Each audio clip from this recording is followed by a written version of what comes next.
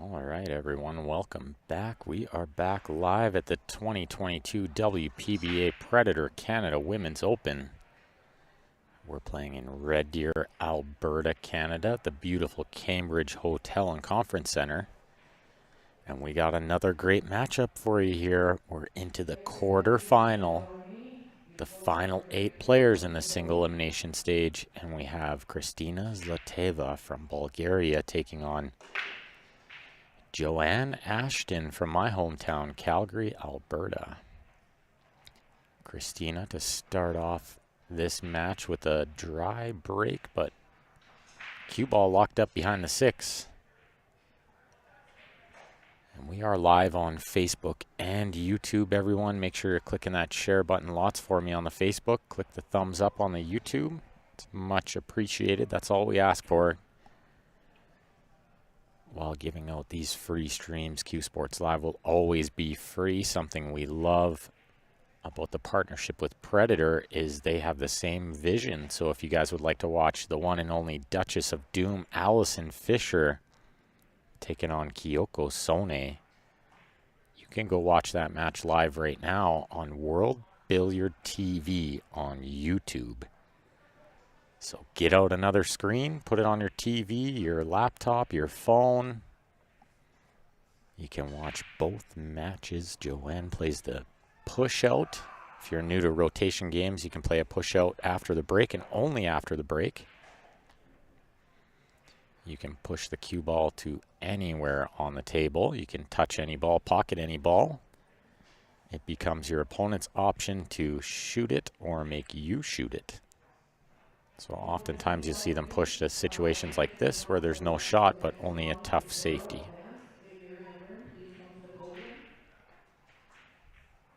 And she tries to lay the 1 ball up underneath the 8 or 6 but mishit it a little, and I think first chance is going to Joanne here. She pushed the 5 onto the 3 with intent of making a tougher 3 ball just in case Kristina got the first chance at this table, so Joanne will have to deal with that 3 ball. I think there's a possible carom shot. The 2 ball off of the 3 next might open the pocket. Open a pocket for the 3 ball, I should say. And it's possible the 1 didn't pass the 8, and that's why she didn't take that shot on.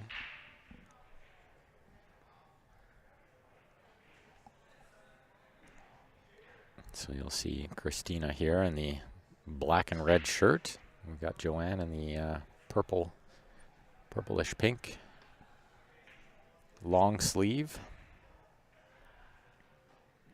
Both players having a fabulous tournament. Playing very high level 10 ball. Timothy says lagging. So if the Facebook is lagging, guys, just head over to the YouTube. It runs much smoother over there.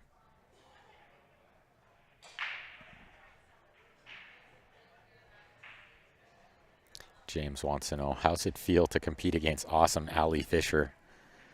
I think it's great. I think they put the right match over here. If you want my honest opinion, Q Sports Live tends to have a pretty heavy Alberta following. And so Joanne being an Alberta lady, I think we'll get the most viewers over here for Joanne. Playing the 10 ball here. Playing the 10 ball, she did not miss it by much. And has she left the same shot for her opponent? Hand in the air like she has. So I'm following along on the Facebook and YouTube, everyone. We are live on both, and I'm following along the chat on both streams, and I'm seeing the Facebook is a little laggy. So if you guys are having the same problem, just head over to our YouTube channel. Same name, same logo, Q Sports Live. Free over there as well. And Christina likes the safety better than the risky combo. Probably a pretty tight pocket over there. Let's check the side view, see how the 10 ball lays. And it does not lay very well.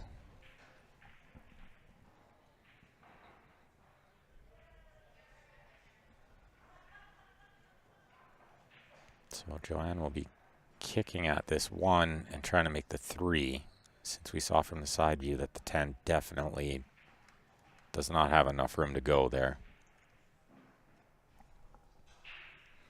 And Rod Arriagata, if you guys were tuning in the last match, he was making the joke he was going to get sick so he could watch Allison Fisher.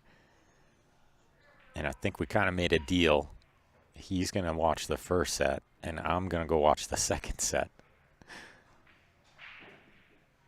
We're both such big pool fans. We don't want to miss it. What a stinking shot from Joanne. Are you kidding me? What a shot. Kick, combo. She got super unlucky to end up over this 2 ball, and you see the referee coming in because we are playing all ball fouls in this pro event. So if she even touches the 2 the slightest bit, it will be a foul. We have these fabulous CSI referees provided by Q Sports International. What happened there? I didn't see what happened. She fouled. She did foul. I didn't see it happen. It must have been very subtle.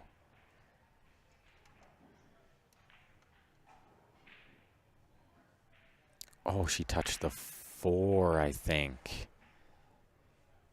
Yeah, she touched the 4 ball. Good eye by the referee. Wow, on the ball there. Not necessarily the ball you would be looking at her to touch. Very, very good eye there.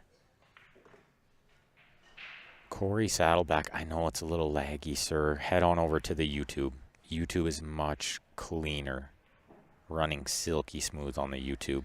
And if this continues up for the rest of the match, I think I'll just shut down the Facebook for the next match and only run on YouTube. I hate to have people tuning into Facebook and just tuning right back out thinking it's not a quality stream. It is quality, just not on the Facebook right now. We have had the same problems throughout the week. And I am no technician, and I've had very, very little help over the course of the week, so I haven't had any chance to even see if I could fix it.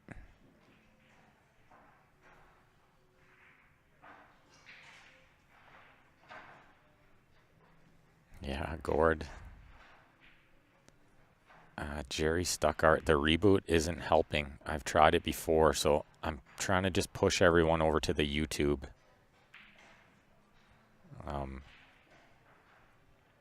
That's really the only way I can resolve it, other than just completely take down the Facebook stream, and just only have it on the YouTube.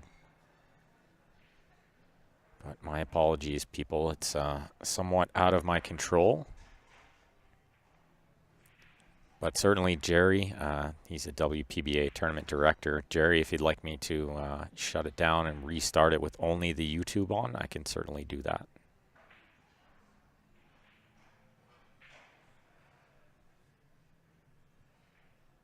Obviously, after this rack, of course. Just let me know, sir. What a fantastic shot from Christina there, dialing that up from a long way away. Cutting it in, going 1, 2, 3, 4 rails with the cue ball. Decent look at the 5 here. And she's actually looking at the 5-10 billiard coming off the left side of the 5 to send the cue ball into the 10. The link on YouTube, Kenny, it's the same name, Q Sports Live, same logo. So you'll see the logo there that you see in the top left of your screen. That's the That's what you'll find on YouTube. Hopefully, and we have had it happen throughout the week, the YouTube kind of, or the Facebook kind of just resolved itself. But I would hate to be talking about this the whole match, so hopefully Gord has the link there to the YouTube. See if I can pin it. There we go. I've got the YouTube link pinned at the bottom there, so hopefully that'll do it for anybody who's having troubles. Just click that link at the bottom. It'll take you straight to our YouTube. Thank you, Gord. So Kristina misses the billiard on the 10, leaves a combo. Joanne misses the combo on the 10. It's a little bit of a shaky start for both players here. So Joey, she hit, the 4 ball. She touched the 4 ball with the rake. Yeah, Facebook dropping the ball as usual. Great picture on YouTube, even with my dad's old eyes, he says on the Facebook. The YouTube picture is fantastic quality. The stream is running super smooth over there. Hopefully the Facebook stream resolves itself as well. I hate to have people tuning in and thinking it's laggy when it's running super smooth on the YouTube, so I'm not sure what the issue is. Kristina with a nice little soft draw shot, maintaining position on the brown 7. And she's looking pretty good to put the first frame on the board. She wants to make sure she leaves plenty of angle on the 9. I think middle table is a pretty good target here, just to the left of middle table as we see it.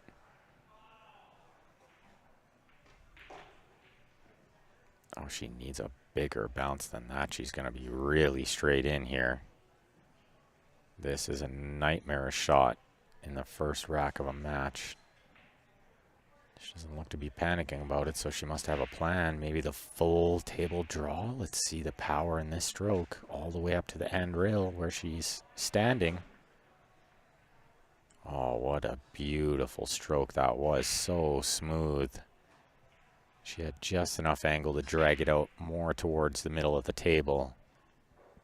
Leave herself a really good look at this 10 ball to go up 1-0. And if you're just tuning into this event for the first time, these ladies will play a best of 3 sets. And if they tie 1 set apiece, the 3rd set will be a spot shot shootout. And a huge shout out to the sponsors here at this event and of Q Sports Live: Gem Up Apparel, Kamui, CSI, WPBA, Alpha Coin. Of course, we got the one and only Predator, the Arcadia cloth, the Arcos 2 balls. We got Modelo Premium Light, Cybert's Billiard Supply, CSI International. Lots of fantastic sponsors here at this event. Make sure you show them some love. And there's the link to the bracket there as well. Gorgeous posted, probilliardseries.com.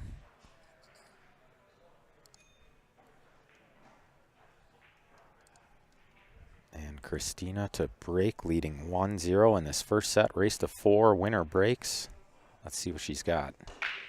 Crushing it down the middle. Lost the cue ball a bit. Is it going to find the drink in the top left? It's not.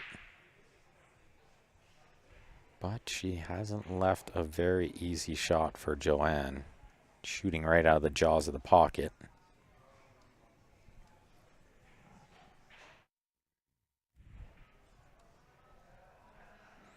So Joanne will have to try to find some sort of safety here, I think. Maybe flicking the right side of the 1, banking it to the top rail and sending the cue ball underneath the 3.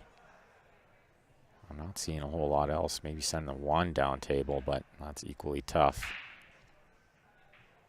And how good did she hit that, folks? What a shot.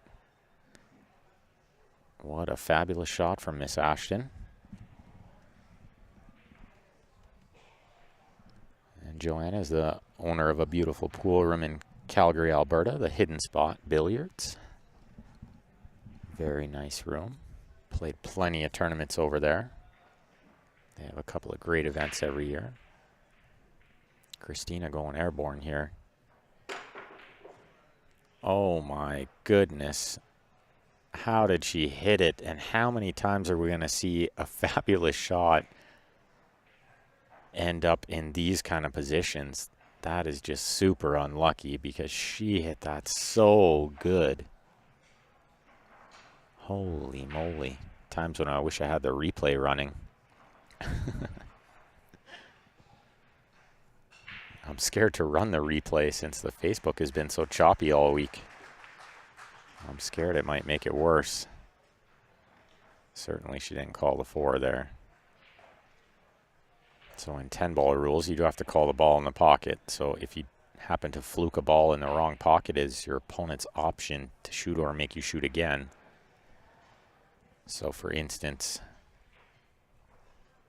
if the cue ball is a little further to the left or the 2 ball is a little further to the left and Joanne was hooked, she would make Kristina shoot again.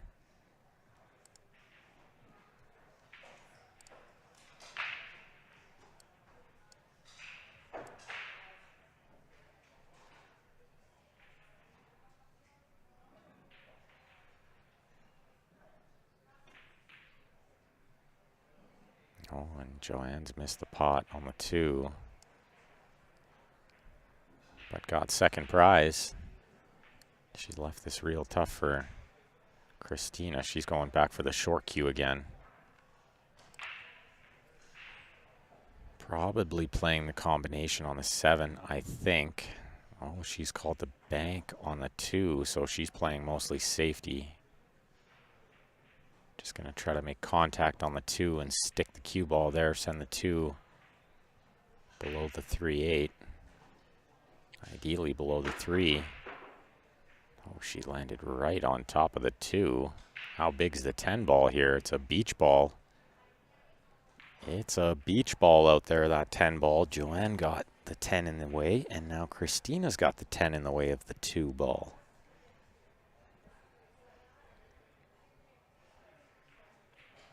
Kristina is from Bulgaria.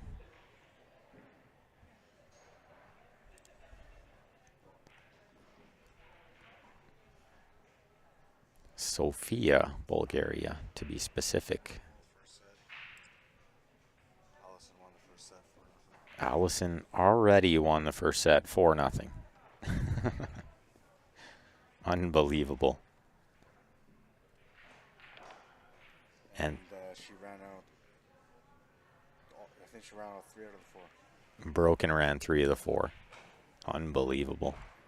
They started around the same time as this match, and we're only on the second game. Kristina with a little combo shot there on the 7. Soft draw here leaves her on the 3. She wants to be close to straight because she'd love to be shooting the 5 up in the top right.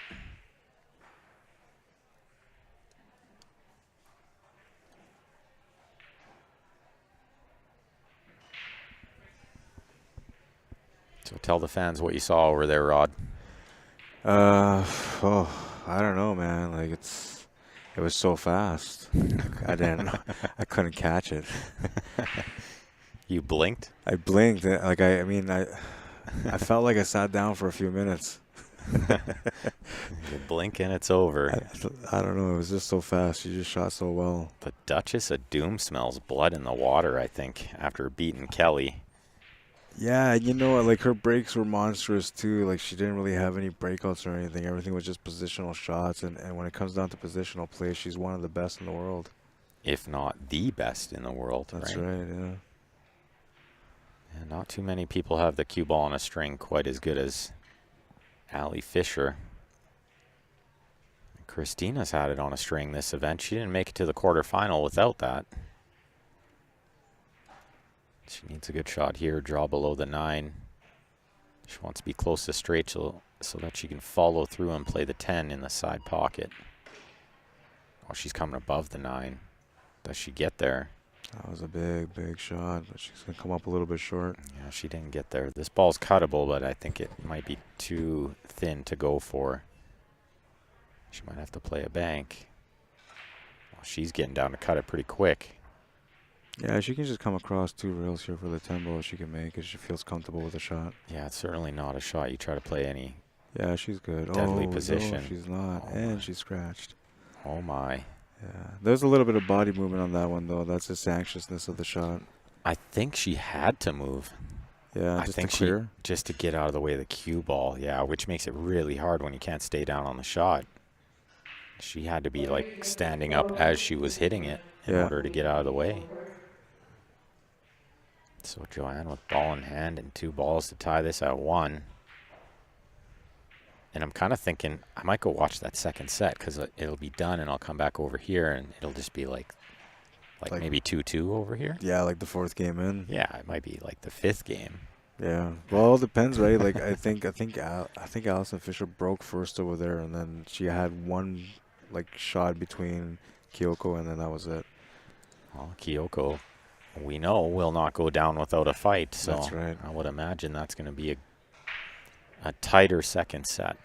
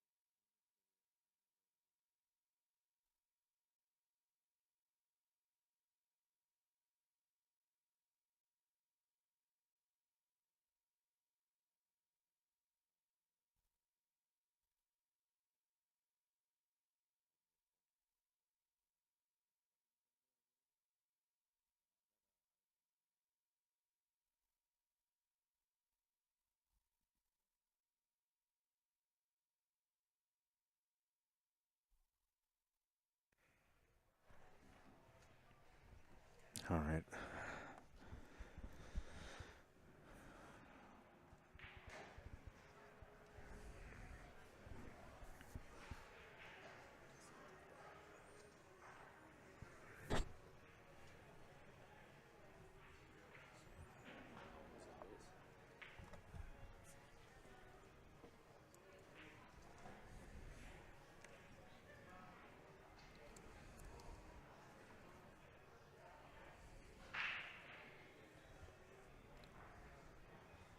Right on, man. Thank you.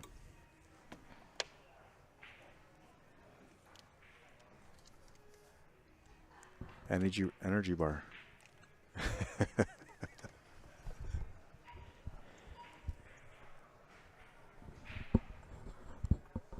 All right, so Ben's gonna go check out that second set. We had a choice. Either I went to watch the first set or he went to watch the first set. And then I decided to take the first set, and that was a fast set.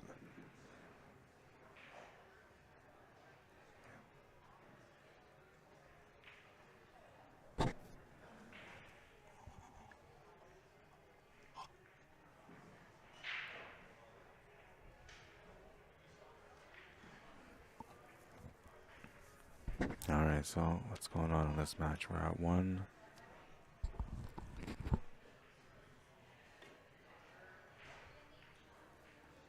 Kick shot. Looks like she missed it. So a ball in hand. And this is a little bit of a mess here, so she's got a good opportunity here to try to play a 3 foul. I think this is the way you go on this rack. You try to get the win this way. Everything depends on if you can get her on 2, right? Which I'm not sure if she's on 2 or not because I just started looking at the match or started watching the match. That's a good one too. She gets a little bit further to the left, even better.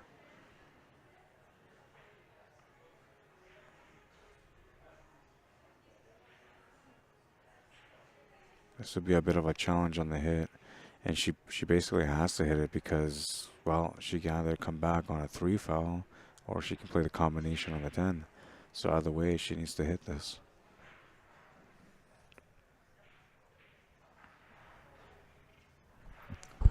I'm trying not to whisper, but I guess I am.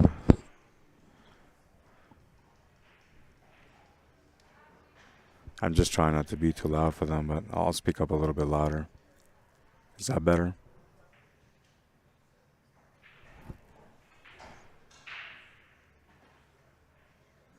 She has to hit it. She's not going to hit it. It's going to be a ball in hand.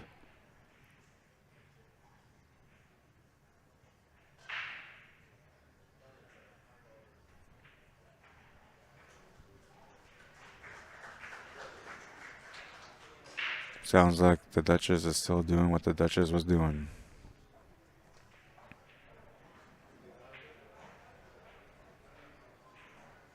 Yeah, so now that she couldn't get that combo lined up, she's going to try to play the 3 foul.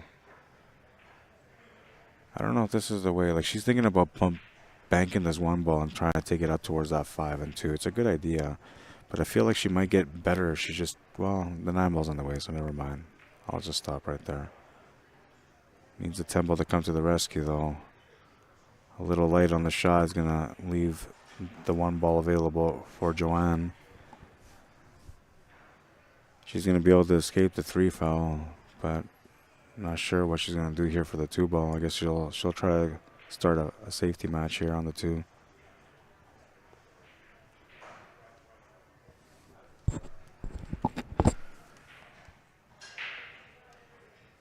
My sound level is fine, thank you.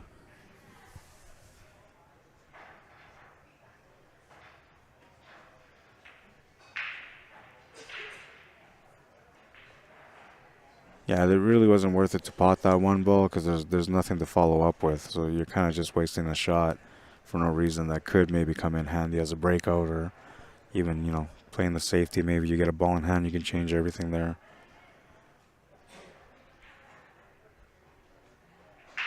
Didn't work out the way she wanted it though. And look, we're going to go into a safety here again. This is a lot better. This is definitely a lot better. She can only hit that left rail, and the 9 ball doesn't let her go right through the other side of the pocket, so she has to hit this on the upper side of the pocket on the middle. Either that or go off 2 rails or 1 rail. And when I'm looking at this, I feel like there's no option for the 2 rail here. I don't know if there's an option for 1 rail, but if... Let's see.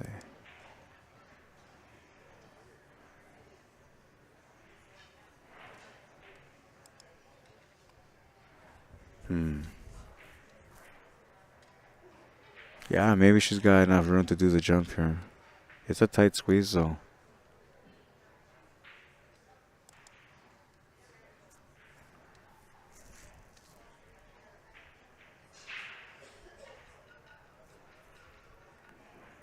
I think is she trying to do the jump?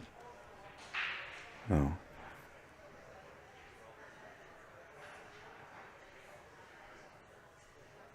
Tempo's kind of in the way too. That's what makes this hard. Oh, she's gonna masse into the rail. This is a good shot to come up with. Oh, that's gonna be a foul though. So she's got her on 1. And now everything kind of moves around a little bit, which kind of sets up another scenario here for her to be able to maybe play another safety. Although reality is that if she can get to the 1 to the 2, this table is available for her as well. She feels like she needs another safety. Maybe she's going to create a little bit of separation here and maybe freeze up on the 10 ball. Yeah,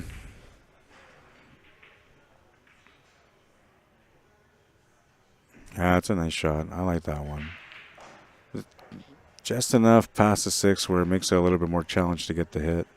And now you're kind of looking at 2 rail. It's possible to hit this spot as long as you know what you're doing, if you aim it right, which I'm sure she does. But it's a very missable shot, so she's got to watch out not to hit this too heavy or to hit it a little bit under. It's got to be the right weight.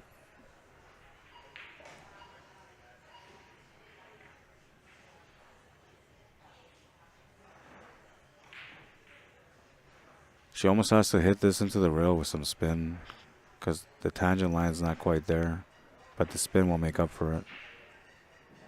Oh, she did good there on that effort, but it's going to come up short. That'll be a ball in hand, and that is 2 fouls.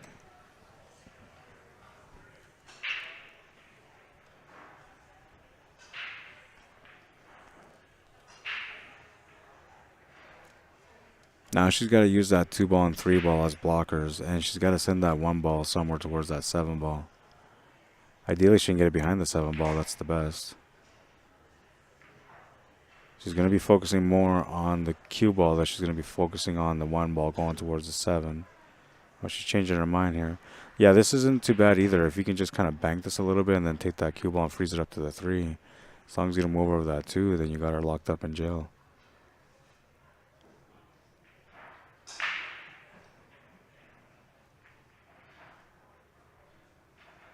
Well, this is going to be a jump shot.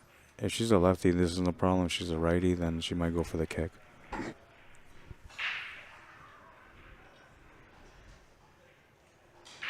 She needed to get that cue ball almost frozen to that 3 ball to make it like a locked up safety. But she came off a little bit, and so that opens up the possibility for a kick shot.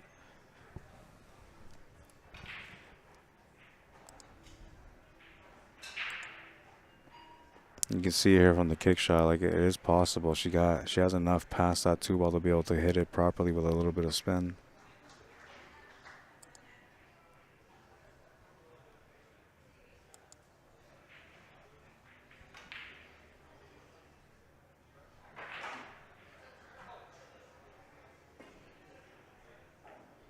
She's going to hit it, resets the fouls. And now Kristina will more than likely try to attempt to go for the finish on the run out here now. The angle on the 1 is good for the 2. She can come up as long as she gets on that 6 or anywhere around that 6. She should be able to set up from there.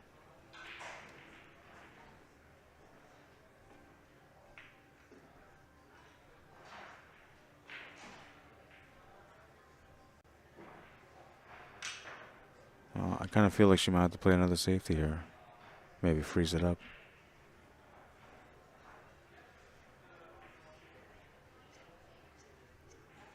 This time, like at first she felt like she wanted to get that 3 foul, but this time I feel like she has no choice but to play it safe. Yeah, and I would have used the other ball, but she used the 6, and this is a lot better. Takes away the kick shot from the side. You can only kick it upwards.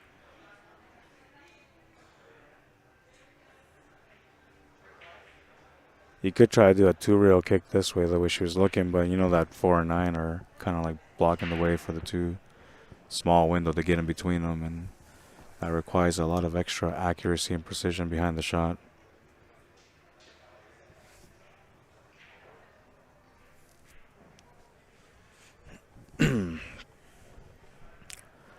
Kyoto Son is off tonight. Can't afford mistakes when Allison is almost in stroke. Yeah, she's playing really, really well.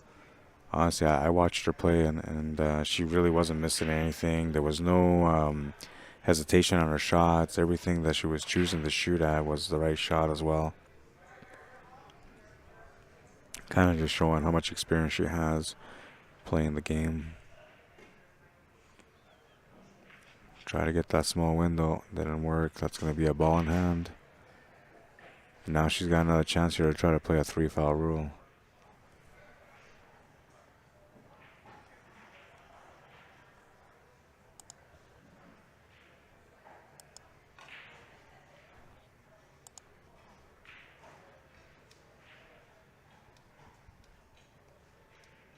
I don't know. I guess the 2, the 4 is good. The 5 isn't too bad. But I feel like she's going to want to lock her up. Maybe send this 2 ball right between that 6, 7, and 5, the straight line, and then just take the cue ball off the rail and against the 10 again. She's going to hit that 7 ball, though, so that's going to change things a little bit. But if she ends up fouling here, then Christina will have a chance for a nice, solid 3rd hook. This is tough. You almost have to go, you almost have to hit it this way because the other way seems a little bit harder to hit. It's kind of a little bit too in the open, so you have to be a little bit more direct with a shot versus going the 2 rails.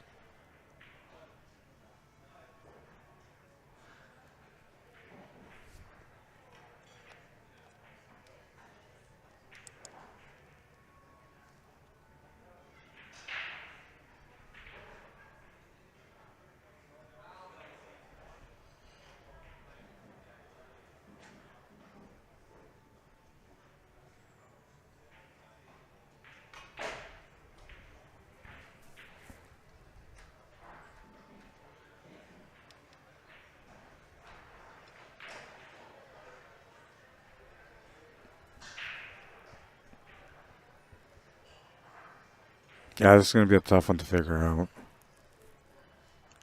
It's kind of crucial, too, because she can see that the setup there is available for her to be able to hook her one more time. So she wants to get this hit now when it's going to be a little bit more available for her to get the hit than later when she's going to be locked up completely.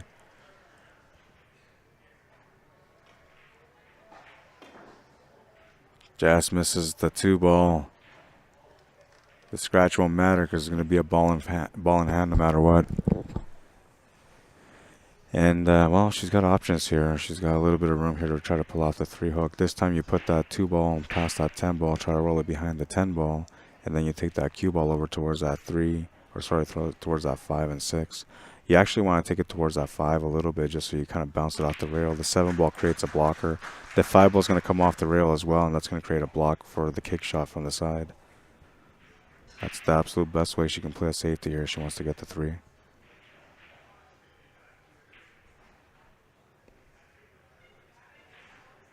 Looks like she's going for this table now, though. No, she's playing the safety. That's a decent one, but I feel like she should have just tried to get that past that 7 towards that 10. Then she would have had 2 balls to block the way. That would have forced Joanne to have to play like almost a 4-rail shot just to get a hit.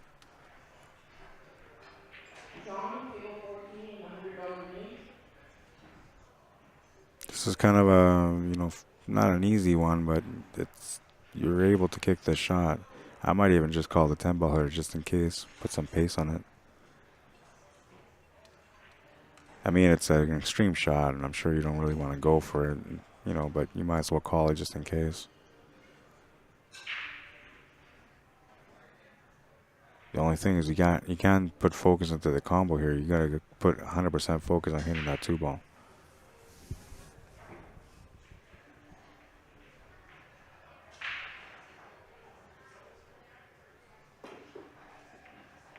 She hits it. It's going to hit a rail, and that's going to be good.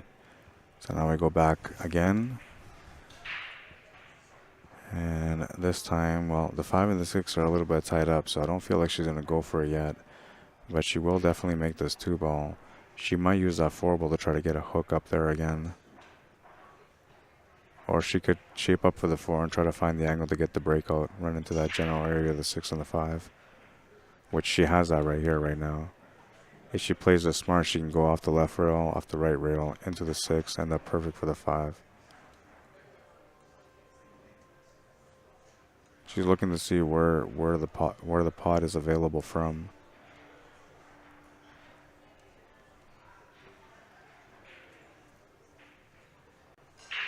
Now this I would play this probably 5 o'clock. I don't know about sharp, but I'd say just below sharp, so maybe 2 tips in versus 2.5 tips in.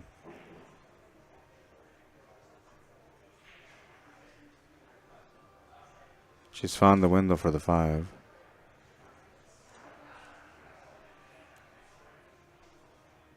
She could try to play another safety here, not because she wants to play a 3 hook, but because it just might make things easier for the finish. She could just bank this around a couple of rails and just leave the cue ball where the 5 is. She's putting the extension on her cue.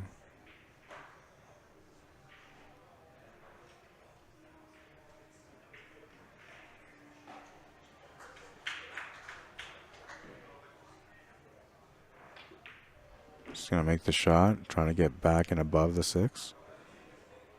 A little bit further up will be perfect. She can still work with this, though.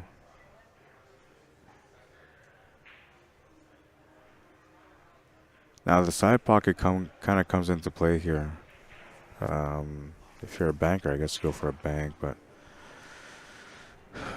tough to make a decision at this point with this angle that she has. I mean, you can make the shot. That's not a problem, but the problem is avoiding the scratch, and if you miss it, your opponent can come up here and finish this table. She's going to do good on the shot on the 6. The cue ball's going to come across, and we're looking at a combination now. And this is, it's somewhat a favorable angle for this combination. She's going to be able to play this a little bit more natural than if the cue ball was on the right side of the 7. It's a little bit harder to see the combination when you're on the right side, but on the left side it's a little bit easier because you're cutting directly into it. So now you just pick a spot on the 10 ball that you want to hit. You aim that 7 ball to that spot and then just push it through. Medium stroke should be all right.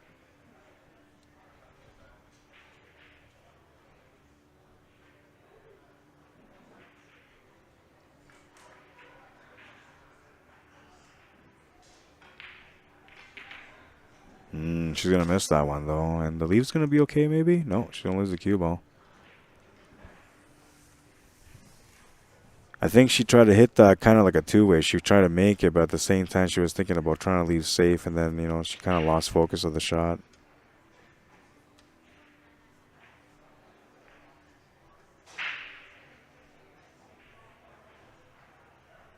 Ball in hand's going to make it easier. She had a bit of a tough time trying to get this one. Her opponent did her absolute best to try to lock her up, and she got to 2 a couple of times, but she could not achieve the third hook.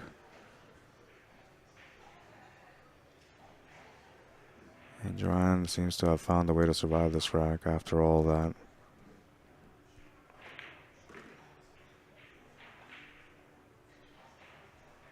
Just going to have to figure out the shape here for the 9 ball. So a good walk around is required here. Once she picks her spot, she'll figure it out. I feel like she's just going to come off the rail, maybe about a foot, just over a foot. You want to leave this shot favorable so you can follow it through and then come off 2 rails or 3, depending what you got planned in your mind. But if I'm getting somewhat straight, I'm just playing this straight up off the top rail and back up. But you don't want to get straight on this. You want to come off at least 6 inches on the shot. Yeah, that's a good distance. See, that's just over a foot. That's a nice shot.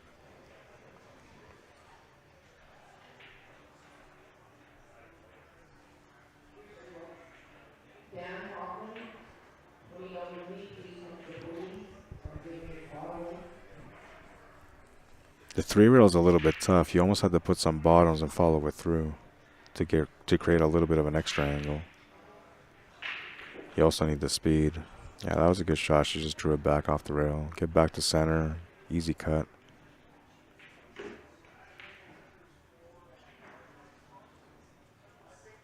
She's a little bit taller too, so this is a comfortable shot. It's not so much of a stretch.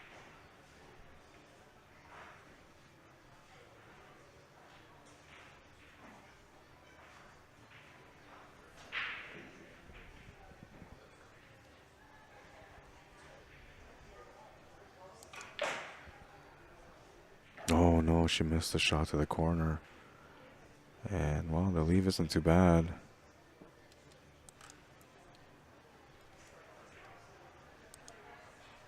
Somebody moved the camera. I don't know who moved the camera, but that camera needs to be recalibrated.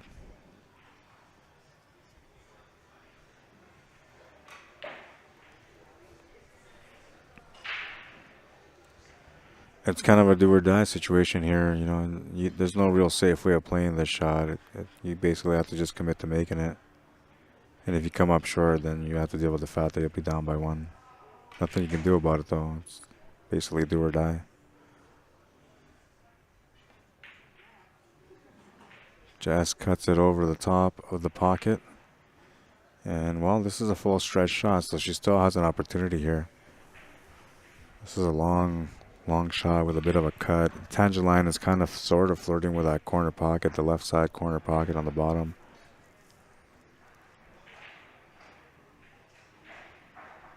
Almost always you want to make this shot with a bit of a draw, but because you're so far away from the shot, you can't really play it with a draw. So you have to kind of play it not with tops, not with draw, but just like maybe just below center.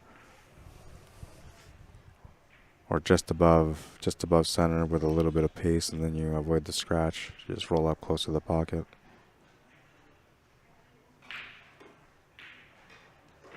Yeah, she was thinking about the scratch the whole time because the tangent line was there. And that's going to be unfortunate for her.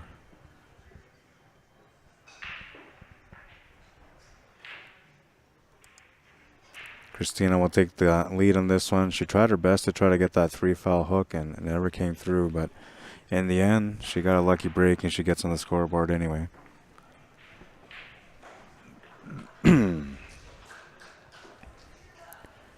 Allison is up 2-0 in the second set. Good match. She just plays amazing. I'm telling you, man. It's so hard to play against a player at her caliber. What's up, Clinton Holmes? How you doing, man? Yeah, when you got an opponent that's playing that good, man, not much you can do.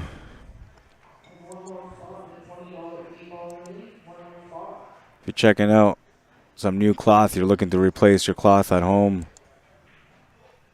check out the Arcadia cloth. This is what they're using for this tournament. High quality cloth. You can see how it's playing. It's playing beautifully. Rack number 4, Kristina Zlateva to break. Looking to get on the hill. Smashes the break. Absolutely smashed the break, but no friends, which is going to bring Joanne back to the table. She's got an opening shot on the 2, or sorry, on the 1. The 2 ball's available.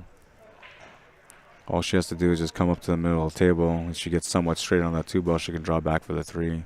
Once she gets there, this table's looking pretty good.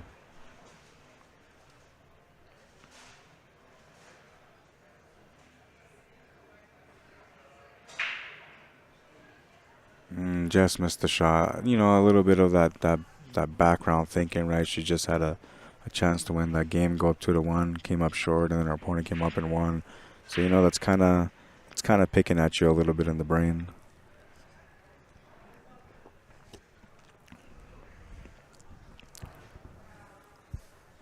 It'll be tough for her to be able to control the cue ball here, and she tried her best to control that cue ball, and that's the reason why she missed the 1.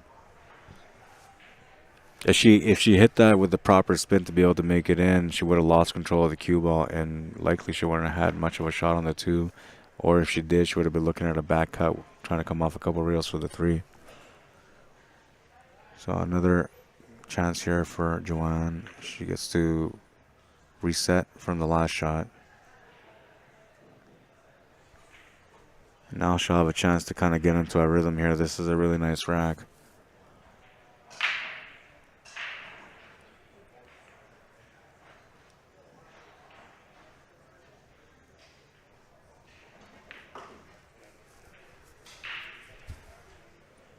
Fairly straight on the 3, so you can just draw back a little bit here, or even hold it there for the 4.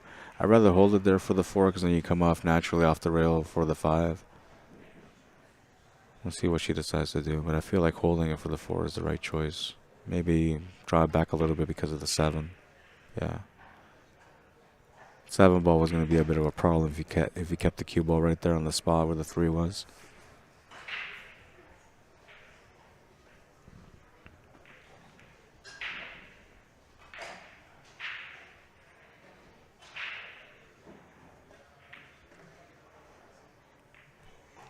It's a good bounce off the rail. She's going to get it. Now you got to take a look at your options. Do you go to the side or you go to the corner with this?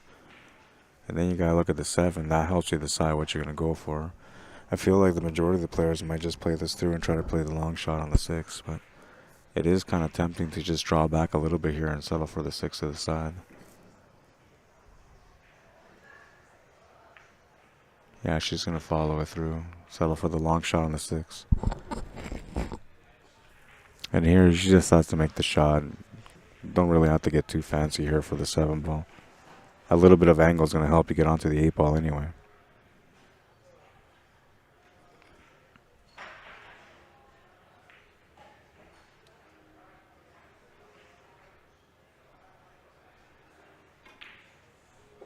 Nice shot, good delivery. She drew back anyway, and she's got even better position here for the 7 ball. Good time to walk around. Yeah, there you go. Walk around, take a look, see what you can do. She just needs to come over to the right just a little bit. She wants to be able to make the shot to the corner, the 8 ball to the bottom left corner, and then come off the bottom rail back up to the middle for that 9. And you're going to want a little bit of angle on that 9 because you're going to want to draw that cue ball off the top rail and then back to the right rail for the 10.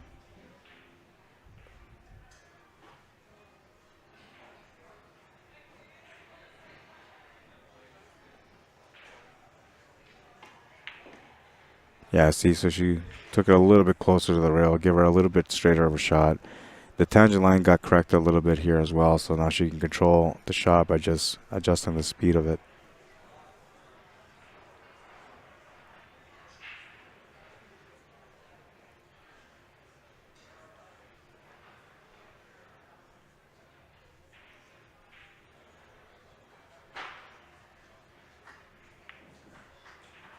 Shot on the 8 is good. A little bit of angle on the 9 is available, and she gets it. And, well, now that's her choice, really. She can go up table or just draw back. Maybe because of this angle she's got here, I might just want to draw this back. Yeah, it looks like she's choosing to draw back. I think it's the better choice.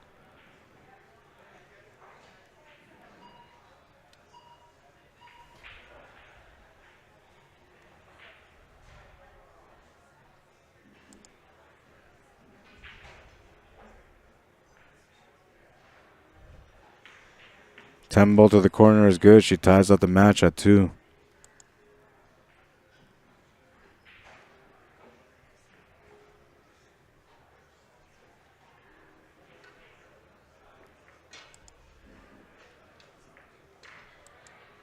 If you're in the market for a table, check out the Predator Apex table. Modern design, ergonomic play, and I'm telling you, they play beautiful. I'm going to be playing some sets on that one tonight.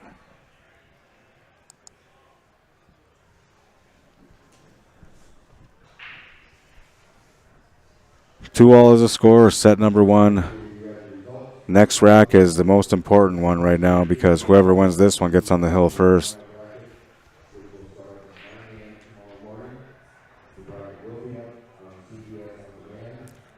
Whoop, whoop. What's up, Mike McKinney? How you doing, man?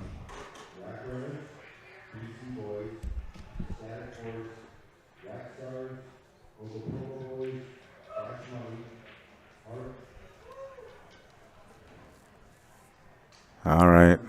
Rack number 5. This is the one that kind of sets the tone for the match on the first set.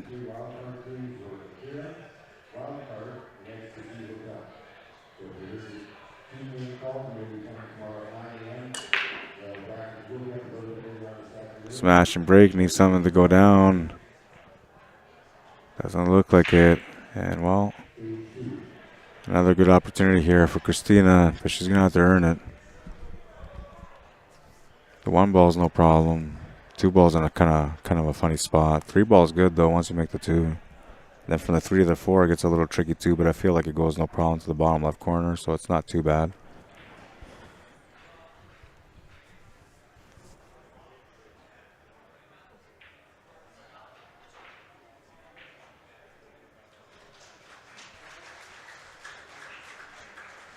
Well, somebody won another point on that match over there on the main TV table. You can hear the crowd getting into the matchup.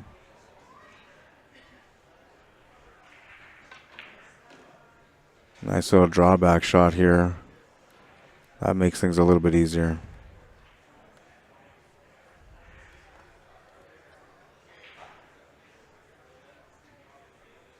Two things she's got to watch out for here is the pace and to not get hook behind anything. She's playing safety. The idea was to use that 8 ball. She came up a little bit short. I feel like you just go for the shot here. There's really no threat. As long as you play it natural, you should have position on the 3 with angle to get back for the 4.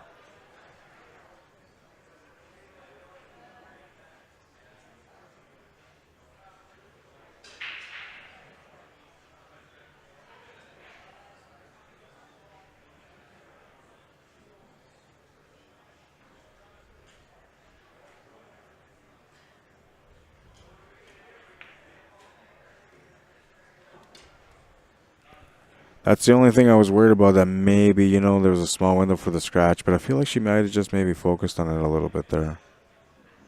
I'm not sure. Only because I feel like the shot was available for the cut. But we'll move on from that one, and Christina will get a ball in hand here. This is going to make it easier for her to be able to start off on this rack.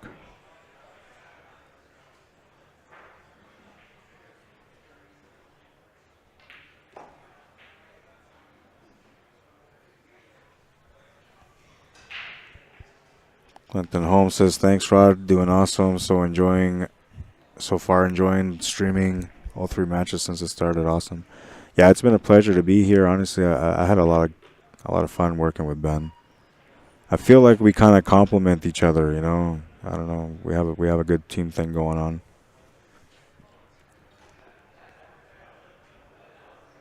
And we don't get a chance to work together often, honestly. We really don't. But I feel like if we did, if him and I kind of tag team and started working together more often, we'd probably get a routine down perfectly. She's going to have to come up with a big draw shot here, or she's going to have to play this forward a little bit. But going forward is not going to help her out. And drawing back is going to be tough because she needs to put a big stroke to try to get shape for the 5 to the side. The tangent line is kind of taking her naturally towards the 9, so when you start drawing back, you're drawing just like towards the right side of the table. You have to hit this with a little bit extra power, I feel like. Oh, she decides to just take the shot and come across.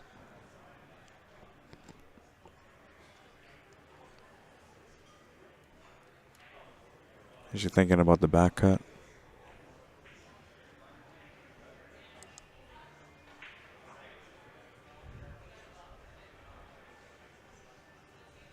I feel like I have to fix this camera, the other one. I'm going to take a little peek though anyway.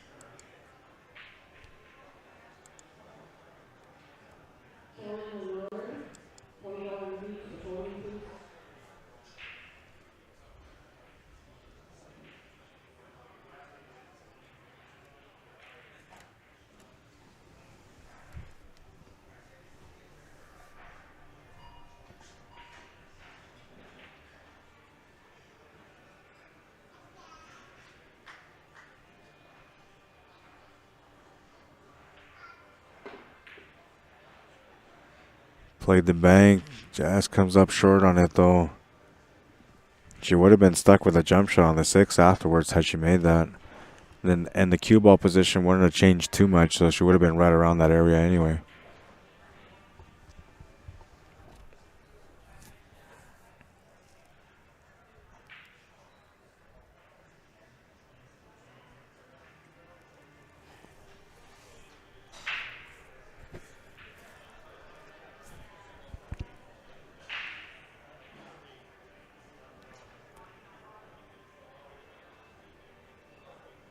How you doing, John Stearns? Thank you.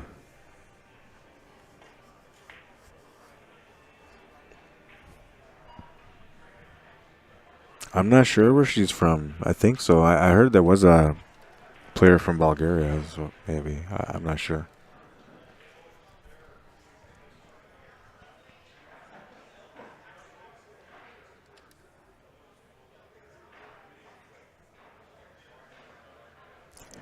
Well, Ben was saying, you know, by the time he come back, he probably figured the score was going to be around where it is at now. So, not sure what the matchup is over there between Allison and Kyoko, but it sounds like they're still in a matchup, so it's got to be close to getting to the hill.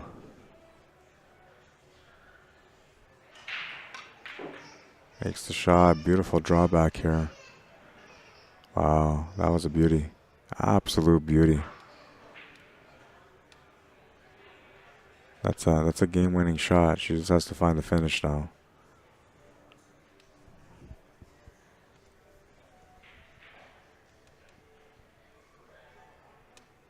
What's up, Barry Munns? How you doing? Guy Nicklin.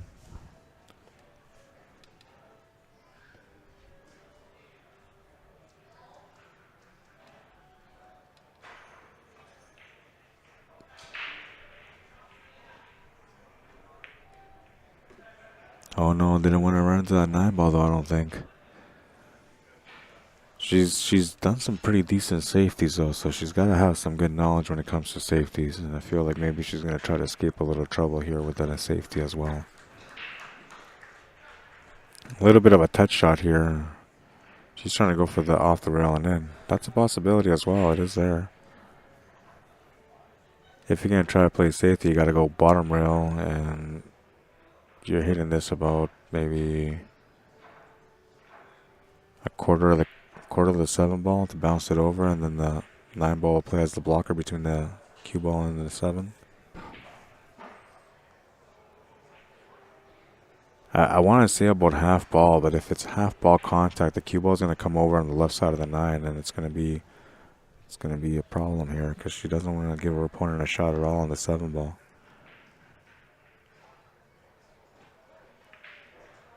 Yeah, so she hit it about half ball. That's why I was saying it's about, maybe a third of the ball.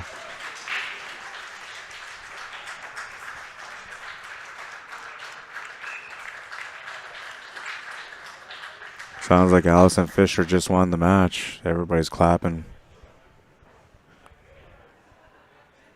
The crowd's getting bigger and bigger around the main arena. I'm telling you, everybody's looking forward to watching how this unfolds throughout the next few matches back.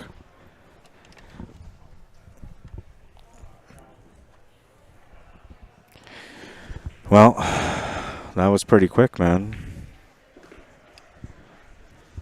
It wasn't as quick as mine, so it must have been like maybe 4-2 for the second set. Is that a guess? It was 4-1. 4-1, yeah, so it sounds about right. 4-1. So Allison won 2 sets straight? Yeah, as predicted, the score is 2-2 over here. Yeah, that's right. I was just saying that too. I was like, well, Ben said it was going to be 2-2, and suddenly he's here. Like, you're coming up. That was a solid prediction. But they got into a pretty heavy safety battle when you left. Yeah, and I kind of figured that would be the way of this match. I kind of thought they might have that little strategy back and forth going on. She tried her best to do the 3 hook on her. I think it was 3 times she attempted it, and all 3 times Joanne just escaped on the 3rd one.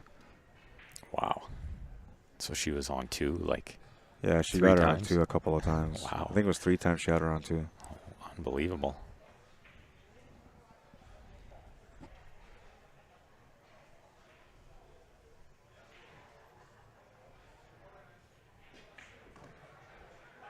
Yeah, Allison shooting in God mode, as they say on the YouTube chat there.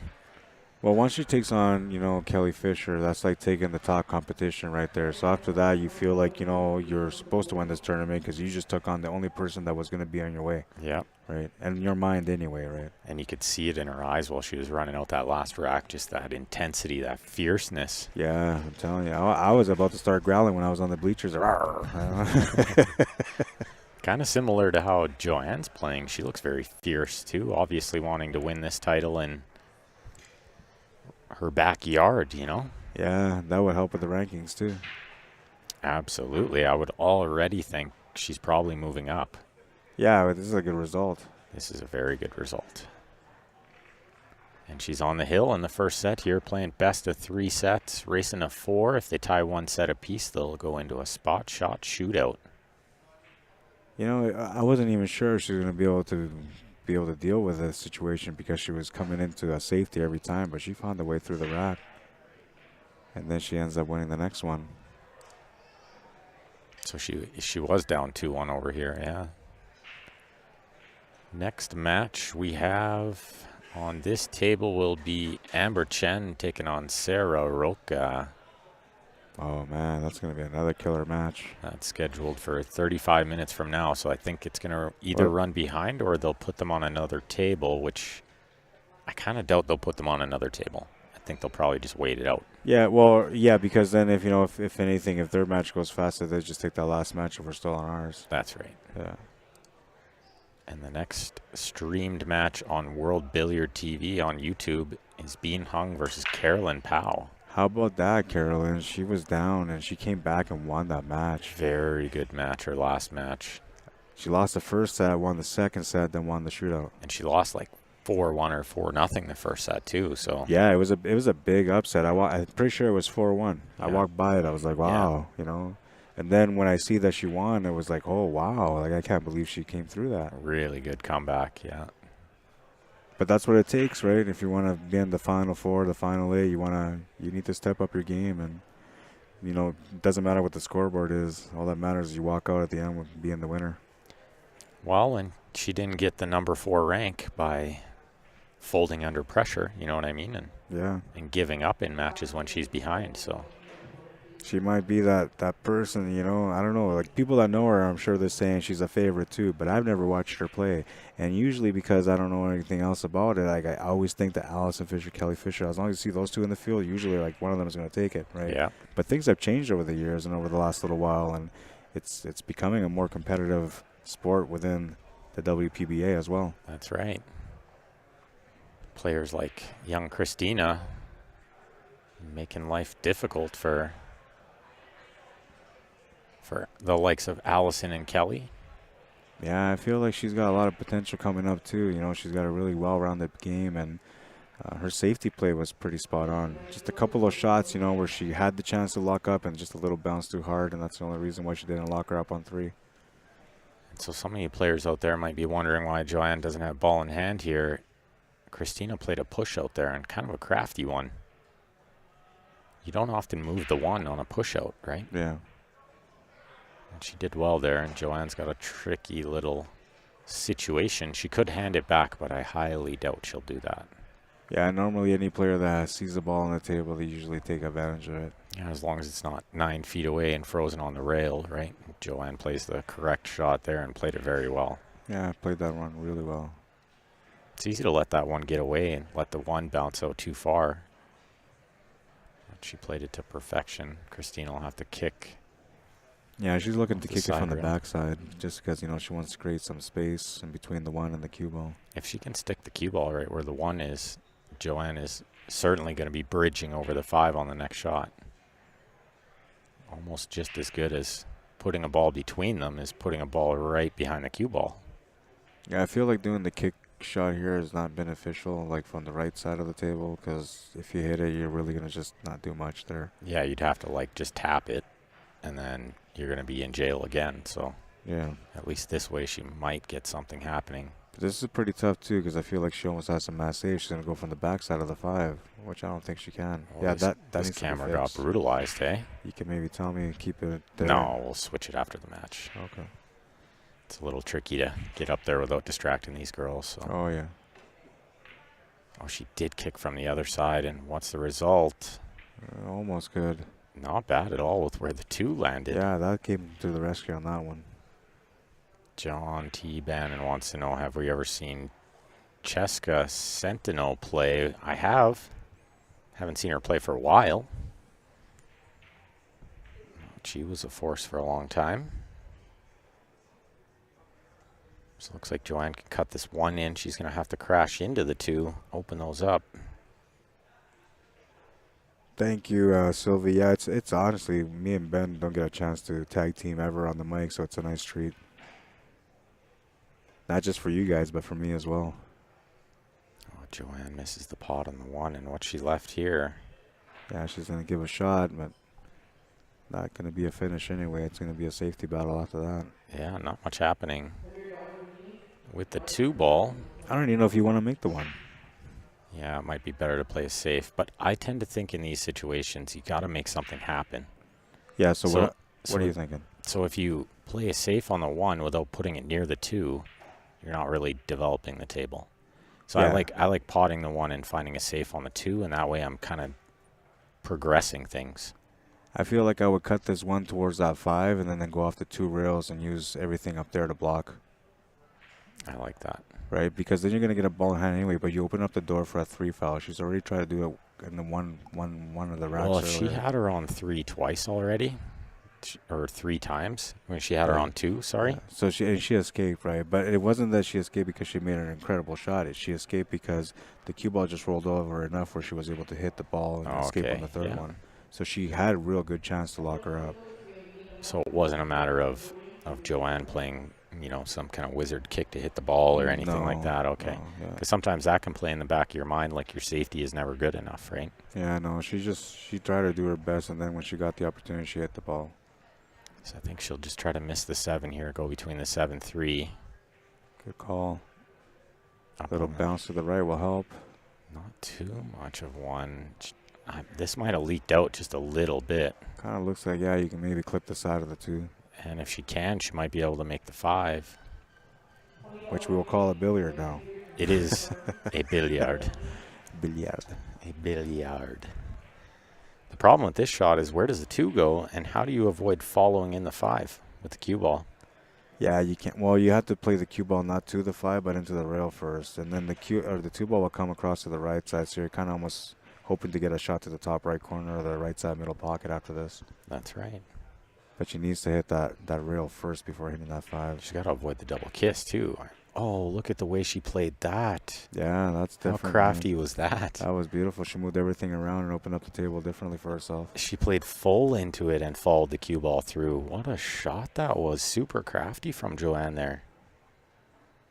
And the cue ball followed through and went into the 8 to make the 5. What a shot. She's been having a good game all day, you know, and I don't know. It seems like no matter what the situation is against her, she always seems to find a way to get through the racks. She's bringing it today, big time.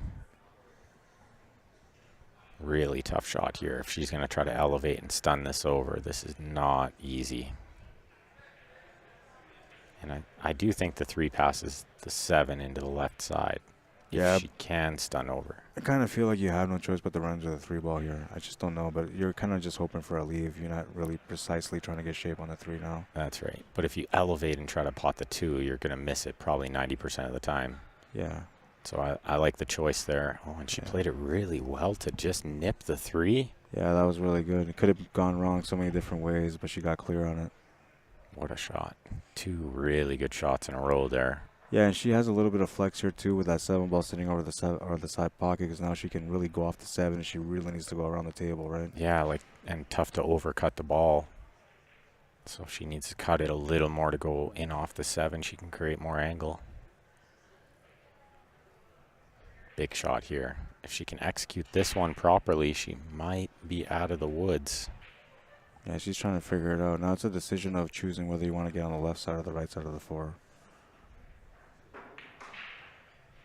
She's going to go to the right side. Elevates and stabs it in beautifully. Is Wow. she ever playing good? Yeah, man. I mean, she hits that 6 ball a little bit. It's a totally different shot, but she avoided it just perfectly to get onto the 4 ball.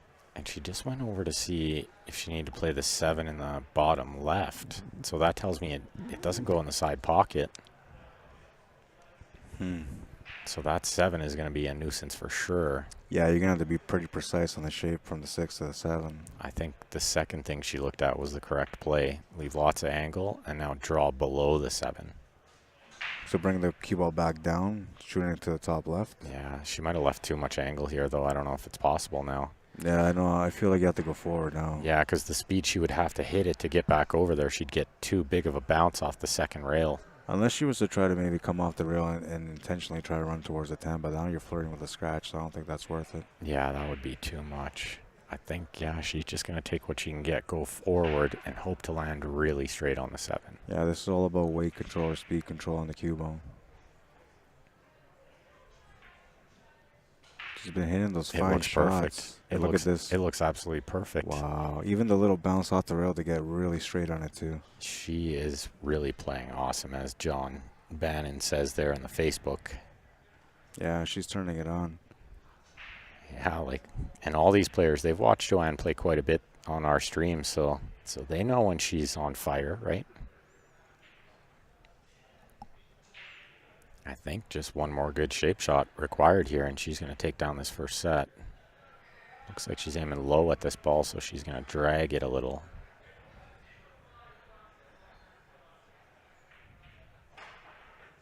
That was good. I like that. She'd like it to go just a touch further, but she can shoot the 9 from just a little further away is no problem. She wants angle on the 9 anyway. Yeah, in here you just put a little touch of lefts, I guess. Just a touch of lefts, just so you come off and you get a straight line. Maybe go up and down, come back for the 9. Yeah, you could go up and down, yeah. I don't think you play this soft. Or maybe you can if you just draw off the cushion, but you're tied onto the cushion right now, so that makes it a little bit harder. Yeah, I think floating this is certainly risky. And I'm not sure if you really want to count on a slow rolling shot here. Yeah. Not really. Not if you don't have to. Sometimes these camera angles can be a little deceiving, but she's looking way up there, so she doesn't like slow rolling it either. Yeah, so she can cheat a little bit here. Instead of going up and down, she can just add a little bit more spin, so when the cue ball hits the rail, it will kind of slow down a little bit, just enough to be able to get perfect on that 9. But it requires a little bit of what they call a pause stroke on it. If she could put right spin, she'd love to slow it down. But with the cue ball on the rail, I think it's too risky. I think just top, go up and down. Yeah, it was probably the best choice to go up. That's right. She wanted a much bigger bounce than that. But just Yeah. one good shot required. Yeah, this is oh man, this is like a shootout shot right here. If she can just stay still on this one and fire it in, she's going to win this first set. That cue ball's going to have plenty of speed to come around 3 or 4 rails.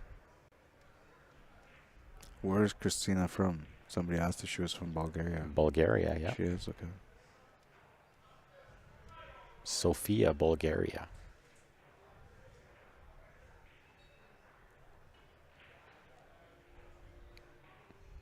This is a nice challenging shot. Oh, how good did she hit that? And the crowd appreciates it. Oh, yeah, for sure. I'm clapping too, man. There's a good-sized crowd over there. They kind of gathered around after the They Allison built up, match was yeah. done, right? So I mean, I think it's because they didn't know what to expect out of the match, but they had no idea that the Duchess was coming out to play, to really play. Just put a hurt on, actually. That Yeah, she poor really Kyoko did. over there just looked shell-shocked. Yeah, what can you do? You know, your opponent comes up, runs out 3 racks out of 4. And Kyoko's played Allison plenty of times, so Nice finish. Well-deserved first set. beautiful. Joanne, Ashton in the house, folks. Take my money.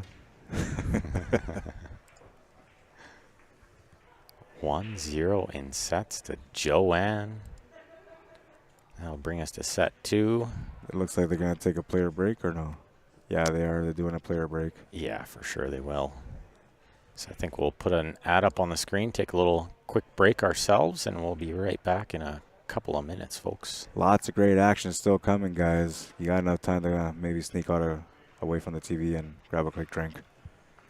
What is it, a 5-minute break, right? 5 minutes.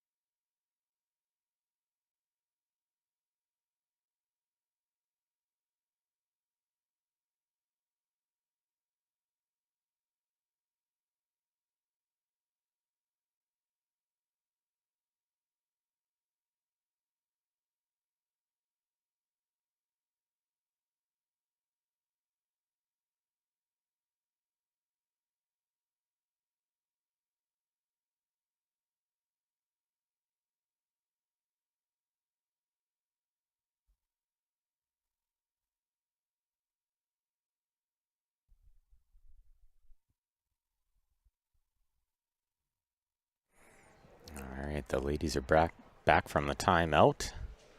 The referee is back, and Joanne is breaking off this second set, leading 1-0.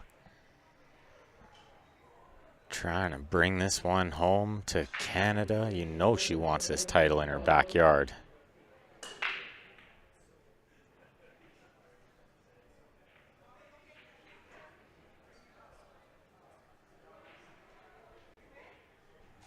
Looks like a dry break. Pretty wide open spread there, too. She hit it good. And James says, okay, Ben, you're from Canada. Does Ashton have a twin? She does. And her twin does play at the same level. Very good player. And they did put on the Ashton Twins Classic this year in Calgary, Alberta at Joanne's pool room, the hidden spot.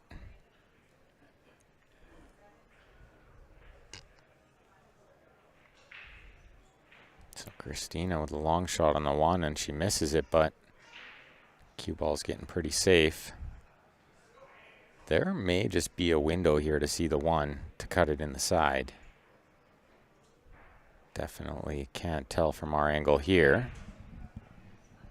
Looks like Joanne's going to the short cue, so no, she is not. So she can't see it. She's kicking. She's looking at the side rail there right before the side pocket. Try to kick this towards the left side. And Bernie, yeah, Rod in the house. Treat to have him here helping out. Grant Henderson says, how are the tables breaking, Ben? They seem to be breaking pretty tough. I think better today they're breaking. But definitely the ladies are starting to figure it out. Well, a good hit by Joanne, and she's left a pretty tricky little shot.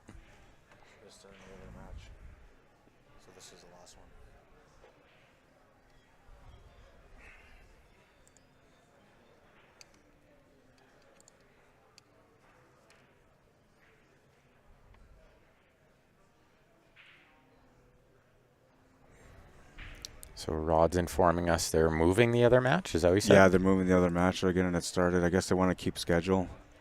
I mean, it's not going to start right away. It'll probably start in 15 minutes, right? But they're not going to wait for this match. So this will be our last stream of the tournament. Yeah. On the pro side. On the pro side, of course, we'll be back. I kind of forgot about that. I was telling Grant earlier, too. I'm like, oh, you do a nice shutdown, like send off, thank everyone. Don't need to do that yet. No, yeah. I'll do a half of one, and then we'll do the other half over there tomorrow. Tomorrow will be a little bit, kind of a fast-paced day because it's single elimination, and it's not long races, right? Short races. Do you know how many teams they brought back? 8 or 12? No idea. Yeah, I'm not sure either. I'm out of touch on what's going on over there today. Yeah, we're probably looking at like a three streams tomorrow, and I'll be in the championship match after that. Yeah, you're probably right. Yeah, single elim. Yeah, maybe 3 streams to the championship, 4 total, something like that, right? Yeah. Like I said, it's quick format. I believe it's a 50-point format. No, they raced to 13. Oh, is that race what to 13 wins? Yeah, BCA's always wins. Oh, so what the other guy was telling me, he's like, yeah, I know. It's like I think it's like 50-point setup. Yeah, it could be. He's talking about a handicap or something like that, but maybe, yeah. Yeah, because I know every time I play BCA, usually it's always by wins. Yeah, it's always wins. Yeah, and I think in the opening rounds they were only racing to 8. Oh yeah, so that's got to be going up then on the round robin or in the final. Single elim, yeah, they move it up to 13. Looks like Kristina's found the window between the 5-6 to pot the 2. She needs to win this set to force a shootout and keep herself alive in this tournament. All the way from Bulgaria, she doesn't want to just call it quits and go back home yet. And if you're just tuning in, everyone, we're live at the 2022 WPBA Predator Canada Women's Open. We're in Red Deer, Alberta at the beautiful Cambridge Hotel and Conference Center. And We're watching the quarterfinals. We're down to the quarterfinals. Allison Fisher, the first player through to the semifinal. Look at this jelly roll. Ooh, almost froze up right behind the 9. So the semifinals, the 2 semifinal matches, and the finals will be on World Billiard TV YouTube channel tomorrow, starting at 10 a.m. Mountain Time.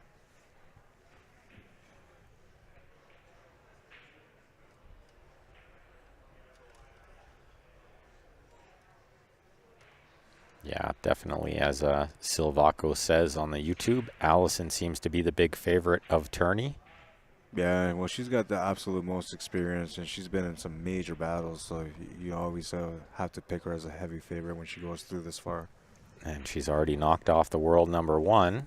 Just came through a pretty steady win against the world number 8. Or world number 9, I should say, Kyoko. I feel like it's going to be Amber Chen and Alice in the final. I think that's a good prediction. Yeah, Bean Hung is a really good player, though, so, don't count her out. Yeah, Carolyn Powell still in the mix, too. I'd love to say it could be Joanne and Allie in the final, but it could be a semifinal matchup, and that would be a fun one as well. Yeah, either way, all the matches that are going to be going down tomorrow are going to be exciting. Oh, absolutely. And these last couple matches to finish off tonight, they have one more match on World Billiard TV. Bean Hung taking on Carolyn Powell. They're going to be starting around 10 minutes.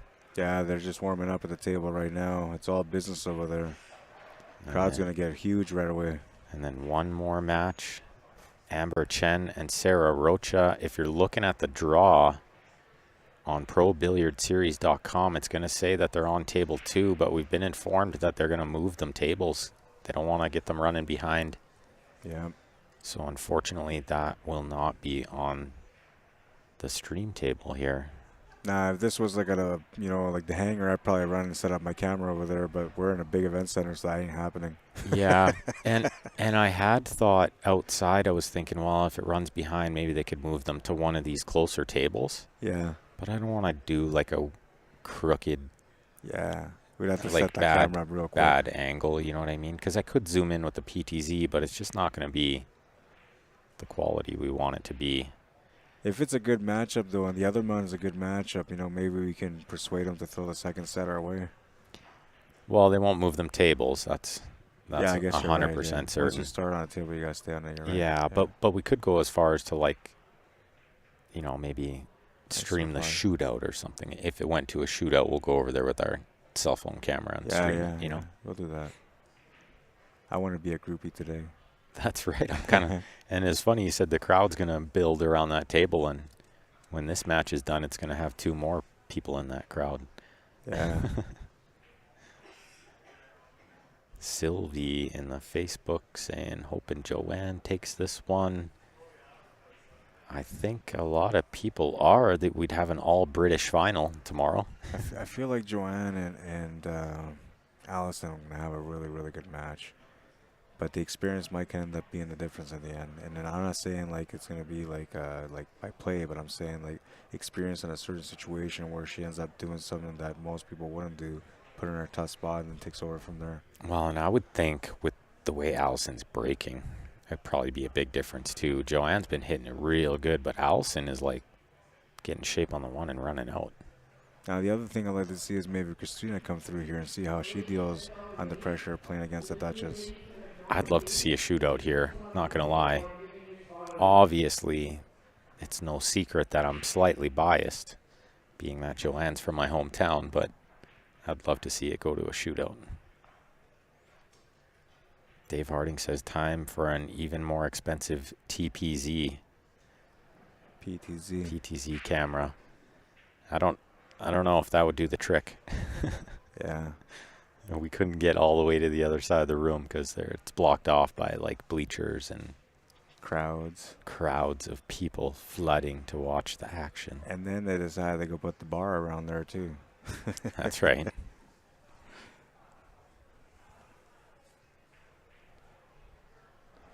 But since this is going to be our last stream of this WPBA Championship Showdown, Can you guys maybe give us a like and a share and get some more people up in the crowd? And let's get some people enjoying this final match on Q Sports Live tonight. We will be back tomorrow, though. We're going to have lots of action, and I don't know what to expect tomorrow. I really don't. I'm assuming that the final teams all have some really good chemistry, so they're all going to bring it up tomorrow and try to do their best to win.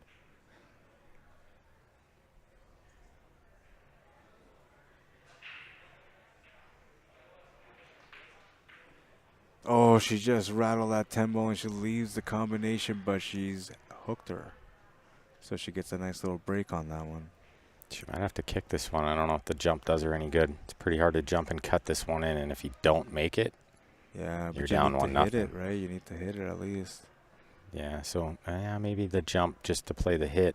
Yeah, you don't want to give a ball in hand for the combo here. Yeah, and the kick is kind of blocked off by the side pocket. You'd love to go to the right side rail, but I think the side is a little bit in play there. Maybe not entirely. She's going to take a second to make a good decision. This is an important one. Obviously, first game in the set. You want to build some momentum, put the doubt in your opponent's mind. It's about a third of the ball jump. It's not too bad. But, you know, like you can't do anything other than just hit this. You want to kind of bank this off the bottom rail and back towards that 8 ball if you can, but at that point, you're kind of screwing around with the cue ball a bit too much. She's thinking about going for the combo. I mean, it's not too bad. I mean, then you're looking at about a half ball jump. She's kicking it. She's measuring the kick. This is how she measures a kick shot. Yeah, you would know because you guys played together. But I do think the jump is the right play. She's checking it out from there too, right? She's trying to make sure she finds the right shot before she commits. Yeah, so she measured the kick to see where the spot was on the rail and if she'd like it. She don't like it, so she's going to the jump cue. Yeah, and that's the right way to do it, right? You got to go through the process, you know, really feel the situation and see what feels comfortable to you. And Krista Walsh says, for delays like this, you should suggest putting matches on the adjacent table in close proximity for us viewers. I think they actually like to keep it spaced out a little bit as well. I don't think they want to put the other ladies on the table right beside these ladies. They want to give them their space. And quite honestly, I'll never tell the tournament director how to do his job. Yeah, I know, because then you're going to get that look. That's right. I don't care if you're in 5 hours sleep, he says. Exactly. Oh, she just missed it. But she got the hit, and that was half the battle. And a decent leave. Yeah, she left this very tough for Kristina. She could pot the 4 into the lower right, but what do you do with the cue ball? Yeah, I don't know, man. You're kind of protecting this 10 ball now because it's sitting kind of close to the pocket, and the 6 ball is tempting to get on it. So I don't know. I feel like you have to maybe try to come up with a safety here. There's not much doing for an easy save here either. No, there really isn't. I mean, you can try to maybe bank this off the long rail, then the short rail, and try to take it up towards that 9 and 3. But you see what she looked at there was thinning the left side of the 4, her left side, and sending the cue ball 3 rails behind the 8. Oh, that's the 4 ball. Never mind. I like that play. Well, now she's maybe sending the 4 ball up there by the 8, keeping the cue ball behind the 8-7, going behind the 6 even. This isn't bad. That was a smart shot. Yeah, I like that shot. It's perfect. You don't really sell out anything here, and there's not a lot of room for safety either. I mean, everything's kind of opened up. The 8 ball is probably about the only ball you can really use for a safety here, and it's tough to get up behind it if you're trying to control that 4 ball at the same time. I wonder how close the 4 is to the rail. I would check our side angle, but it's a little crooked. But I think it's just off, so if she can hit the right side of this 4 and sort of send the cue ball into the 9, she might find cover behind the 5. It's a little risky because you're sending the 4 down near the 10. The other option is like float the 4 into the 9. The 9 will hold the 4. She tried to play the bank, I think. Lost the cue ball. Well, we might see a 6-10 combination in 3 shots here. She's looking at it right now. Yeah, I mean, I don't know. How do you not go for it? It's so close to the pocket. Well, she'd love to just run out too because, I mean, if you're straight in on the 6 and it goes by the 10, then you're on the 7. 8 right there, 9 right there, 10 over the hole. It is there, yeah. But I mean, the 10 is so close. I can't see anybody passing up on that opportunity. The thing is, she'd have to play like a pretty precise draw off the 5, but it shouldn't be a problem. Yeah, I feel like she should be checking off the side rail or coming back to the middle for the 5 so she can set up for that. But maybe you're right. Maybe she's going to go for the finish instead. Yeah, she went out. The first thing she did was went over and looked to see if the 6 goes. But I think it's pretty tight, so the combo's probably the higher percentage. And she's got a little bit of angle here anyway, and she should be able to come back and play that combination if that's what she wants to do. Yeah, she's playing the shape for it. And Yeah. this cut is a little interesting, but it's not bad, right? Look at this. She is looking at the 7. Would you? Yeah. If the 6 goes, for sure, this is the higher percentage play too. If the 6 has a huge pocket there. Yeah. She's just not rushing it. She wants to make a good decision here. It's good to work it out. It's tough to tell from these camera angles too. It's possible that 10 is just a little closer to the end rail than what we're seeing. Yeah, that's right. It might not even actually go. Yeah, maybe the cut is just too hard. Cutting the 10 with the 6 could just be a little bit too difficult. If she feels like the 6 is a little bit hard to get in the pocket, she's just going to have no choice but to go for the combo. And they are not on a shot clock. Only the TV table is on a shot clock. So these ladies they've just been told to kind of keep it at a reasonable pace. And if the referee feels it's going too slow, he does have the option of starting the clock. But I think they're playing at a reasonable pace.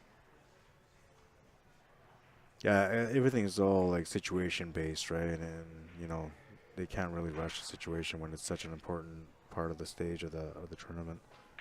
Yeah, really important part of the tournament here. Trying to get into the semi-final tomorrow morning. Big money gap too, of course. You got to be contemplating how much money you could win if you win this match.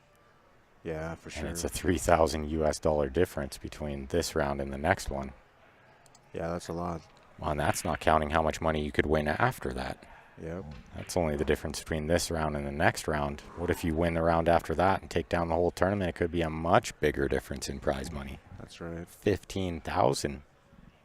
She got pretty close to the horn on that one, but she looked a little worried, right? Yeah. She looked a little concerned. And she's backing off a little bit here. You know, she's kind of goes through the motion. She's a lefty, so she needed the extension in order to not have to have her shirt on the 10 ball, I think. Yeah, that's smart. She didn't want to be reaching out too far and bring in the 10. I'm surprised she didn't take that a little bit further up just to make it a little bit easier, but I guess it doesn't really matter. The 10 ball's sitting there. You just got to make the shot. Yeah, absolutely. Just pot the 9, take a 1-0 lead, which is very important in this set, I feel. Oh, it is for sure. You want to have a good start in the second set.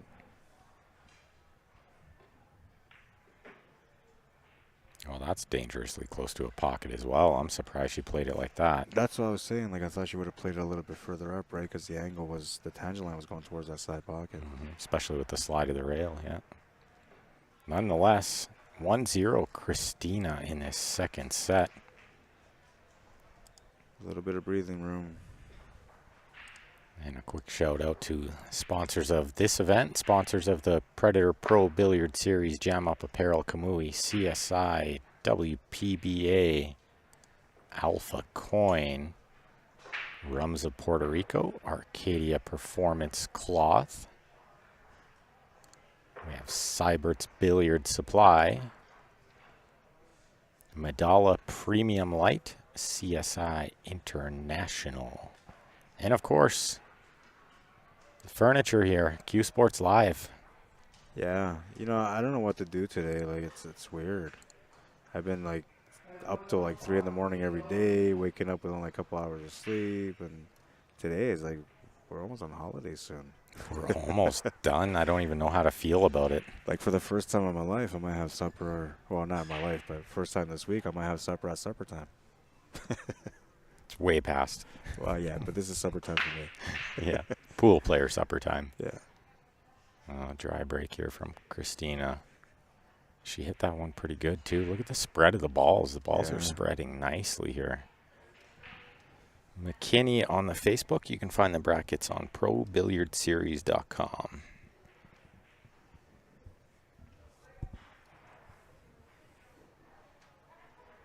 So Joanne with a safety shot on this one ball coming up. She'll bank the one around the 8. Maybe a little soft left spin. Try to drag that cue ball into the 8. She goes the other way. And oh my goodness. She scratched straight in the side. I gotta look at that here. Oh, yeah, I seen it. I think, like, obviously she was trying to get the cue ball below the 3-2, but... Yeah, she was just playing the safety there, but she didn't think that it was going to hit that horn and go in like that. Yeah, she totally misjudged it. What do you do if you're Kristina here? Obviously, you don't contemplate the 3 foul anymore. But this might be a situation where you would think about it. I kind of like putting the 1 near the 10. And if you can freeze on the 8, you leave absolutely nothing. Yeah, that's a really, really good shot. I mean, I don't know. You don't really want to do combos, but if you can get a jump start, why not? And there's no kicks. Like, if you freeze up on the 8, how does she hit the 1? The 7's in the way. The 3-2's in the way. She's playing it. 6-4's in the way. Everything's in the way. Good bounce to get a straight line, and that's going to be a perfect setup. I think just a little closer to the 10, though, because Joanne does have this one rail off the top rail to hit it, although extremely tough. She might have the side rail here, too. Yeah, she definitely does have the side rail to kick between the 3-8. She had to focus on the cue ball running up to the 8 ball there, so that she couldn't really control too much about the 1. Yeah, it was very important that she got the cue ball correct. Because I'm pretty sure Joanne's going to hit this, and she's probably about 10% to even make it. A lot of times you hit this ball, it's going to go in. Pretty near the hole.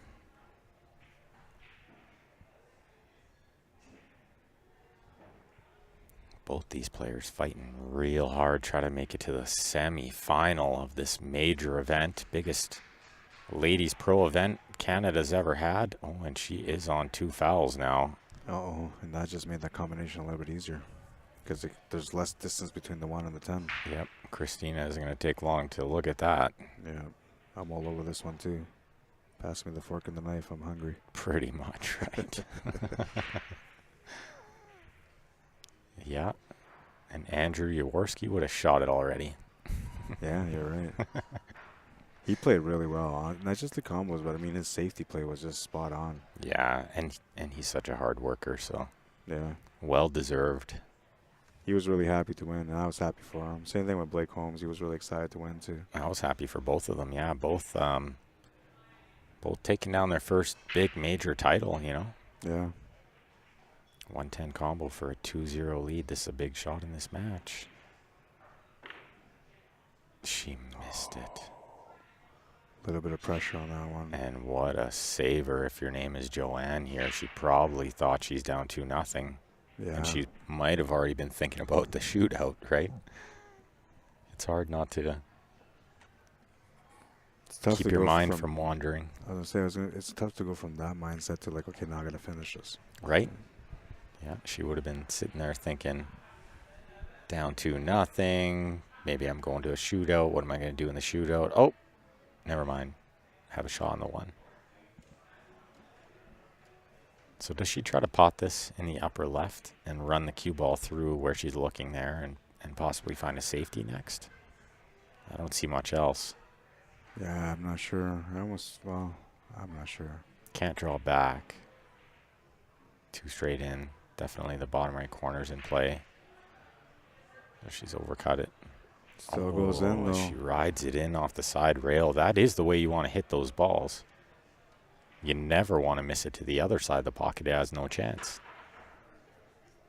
So sometimes we see players, slop a ball in like that, and we think, oh, that was a little sloppy. But a lot of times they're aiming a little more to that direction, right? Yeah, you're right. They're saying World Billiard TV on YouTube. They got Savannah doing the commentary with Mark White. She was talking about going up there and doing it. It's kind of interesting to kind of hear her insight on things when she's so young, right? Mm-hmm. I guess this kind of shows the viewers a little bit how mature she is at the game. That's so cool. That's so good for the game. Yeah. And so good for her. Yeah. Just for her exposure, you know? Good growing experience as well. What an experience for that young gal. There's a little bit of a gift that comes with doing commentary work on pool streams is that you get to learn the game differently. You get to see all the options and learn faster. Absolutely. Absolutely. So she's got a nice little advantage there. She might even get addicted to it and start doing it a little bit more often. Yeah, maybe we could hire her. Yeah, we need somebody with passion. That's right. We only hire people with passion here. That's correct. And technically, we don't really hire them because there's no money to be made. Yeah, but if they technically, yeah. As long as you show passion, you might just get an opportunity. We'll leave it at that. That's right. And you might make money one day. Yeah, well, if you're really good, you will. That's right. Got to build towards it. She made a good shot there, but Gonna get unlucky. Shot to nothing. Didn't get the follow through, got the stun.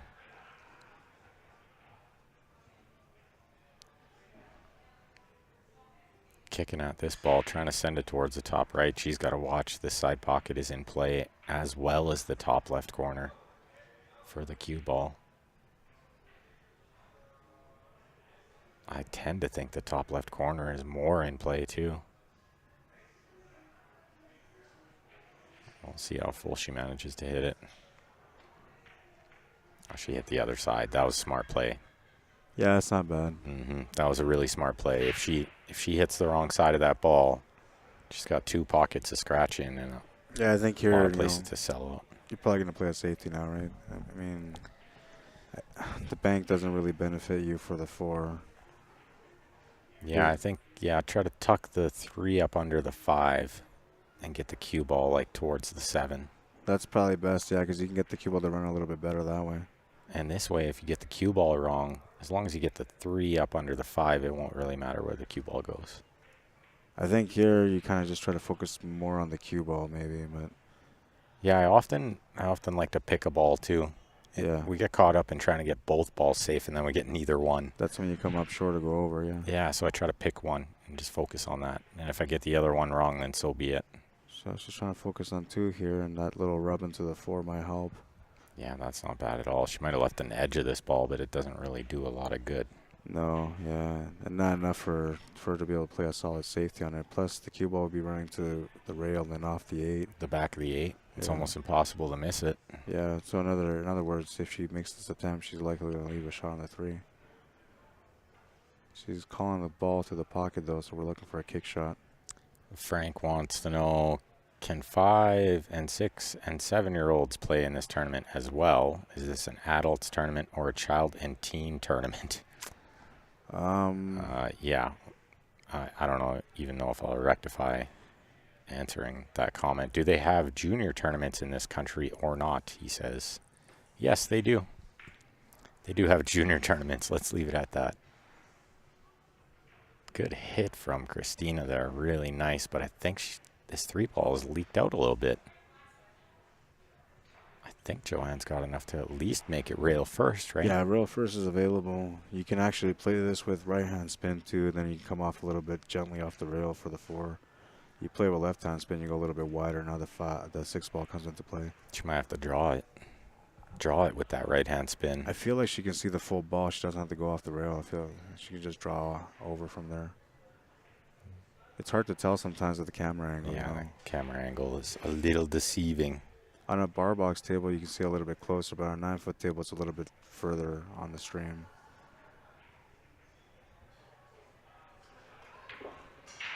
Yeah, she had the whole thing. Yeah. Drew it a little too far, but that's okay. It's not too bad. The only thing here is that the 7 ball is sort of in the way because you need to come back up table for the 5, and it's not really there. So perhaps you're going to have to try to ride into the 7 ball and just do your best to get across to the left side of the table and just settle for a longer shot on the 5. Somebody on the YouTube asking if I've been able to promote the CSL IPL. No, I haven't, and I don't think we're allowed to at this event. Yeah, no. Can we? No, we can't even do it at the other one either, right? The Invitational for sure we can, yeah. No, I mean the Western Canadian. No. No. No, we can't be running one league event and promoting another. Yeah. So she They did really frown good upon there that. to come across, but the 10 ball, kind of got in the way, and I'm not sure if she could see this 5 ball, but she did her best to get across for the 5. A little unlucky there, I think. I feel like she has enough to maybe just throw it in there, but I don't think she's got direct contact. Yeah, she's jacking up a little bit. The jump shot would be all right, too. A lot of distance, though, so you got to be careful on how you jack up your cue here. If you get too much height, it changes the direction. But if you don't get enough, you're not going to make it all the way there. Well, she's got that air rush jump cue. Gets up and over the ball pretty quick. Yeah, we get to see it in action once again. So far, it's been pretty good. I think there was the one jump shot that she didn't get. That's only because she didn't remove the weight on it.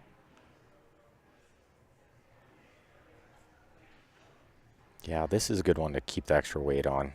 Yeah. You got a good distance between the cue ball and the 10, and you need the extra power to get to the 5. Although, that could be very costly. Yeah, that's a nice little break. I feel like 7 to the Kristina hasn't 8. quite settled yet, though, Yeah, not quite. This could be a good way to get her settled. Yeah. I think it's because she didn't have an aggressive start to the match. The match kind of started a little bit like defensively, right? And she hasn't really had a chance to get offensive yet. This looks like a good layout for her. Just 7 to the 8 is the only work. And I think she got straight enough on this 6 to roll through and get straight on the 7. That's all she's got to do, yeah. Maybe follow it through off the rail and come back gently off the rail. Yeah, as long as she's not too straight and following it in, I don't think she is. No, it looks like she's got a little bit of a cut. Oh, no, she was dead straight following that one in if she went any further. Yeah. Good control there. Wacy English on the Facebook says, best thing about commentating, you never miss a shot, eh, Ben? Yeah, I know. I've been a pro for like almost 3 years. Yeah. Never missed. Always run out. My safeties are always frozen to a ball. Yeah, my mental Fargo rate is like 900. That's right. Yeah. Commentator Fargo. Yeah, commentator Fargo. We're like 820s, I think, Yeah. Jeremy Jones is like a 900. Oh, he's more than that, man. I give the guy 1,000. He's I look batting up to him. 1,000. JJ batting 1,000. For as long as I can remember him commentating, man, he's been one of the best in the world, if not the best in the world. Yeah. Oh, he is the best for sure. I hear it all the time.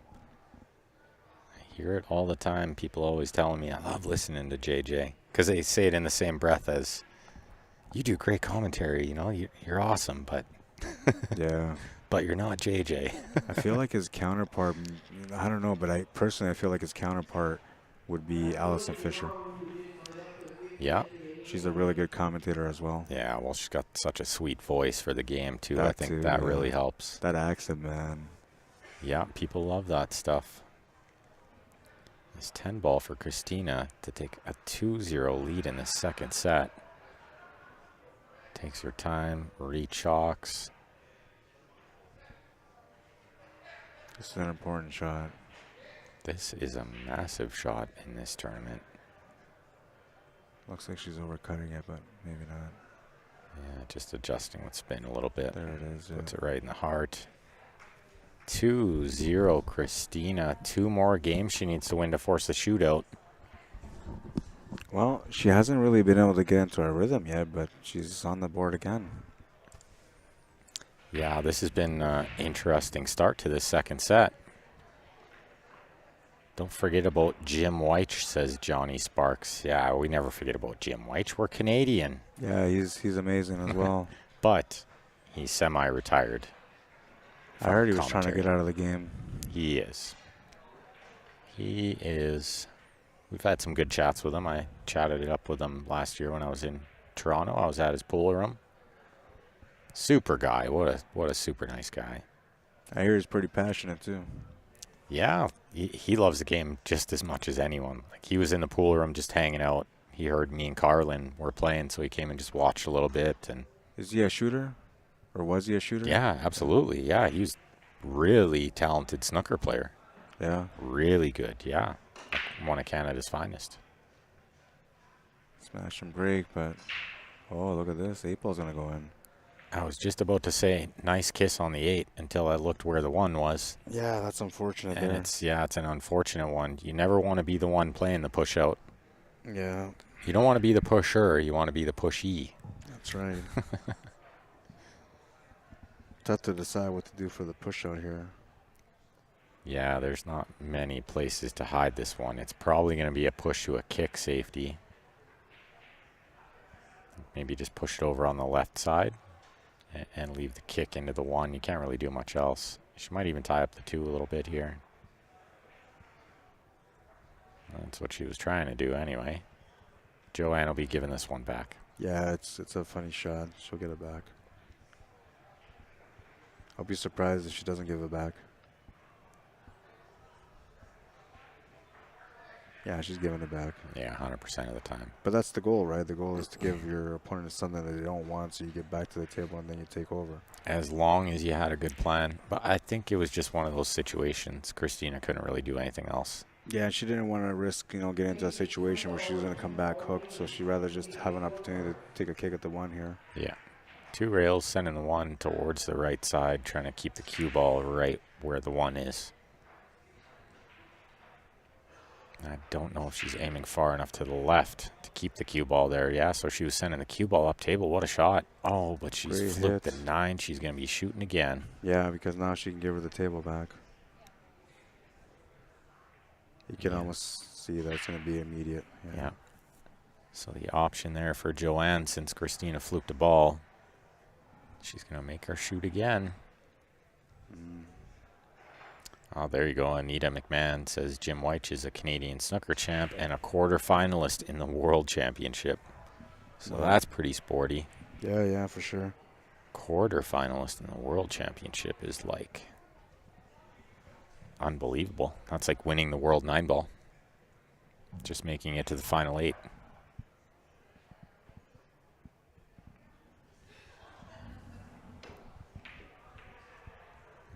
Not much happening here for Kristina. She's trying to bank the 1 down table, but it got caught up there. And I think Joanne has a cut on this 1 in the side, but really tough to hold the cue ball here. Can she draw it in between the 3-6 possibly? To get onto the 2? Yeah. I don't think so, right? It's too thin. No, I don't know. Like, I feel like maybe I would just try to spin my way into the 10 ball here off the bottom rail. Yeah. Because the tangent line is there. Like right spin. Yeah, right. The bottom rail and just hope you clip like half of the 10. Yeah, I like that shot too. It just seems like the most natural path to get up there without moving anything extra. Oh, she's going up and down and it ain't happening. No. That was a tough path with the 4-5 there. I don't know if that was really on. Yeah, and I think the best she could have done if she didn't hit that 4 ball was maybe just end up leaving or ended up with something where she could have played a safety but not make a shot. Mm-hmm. Only because the 10 ball is so tight on it.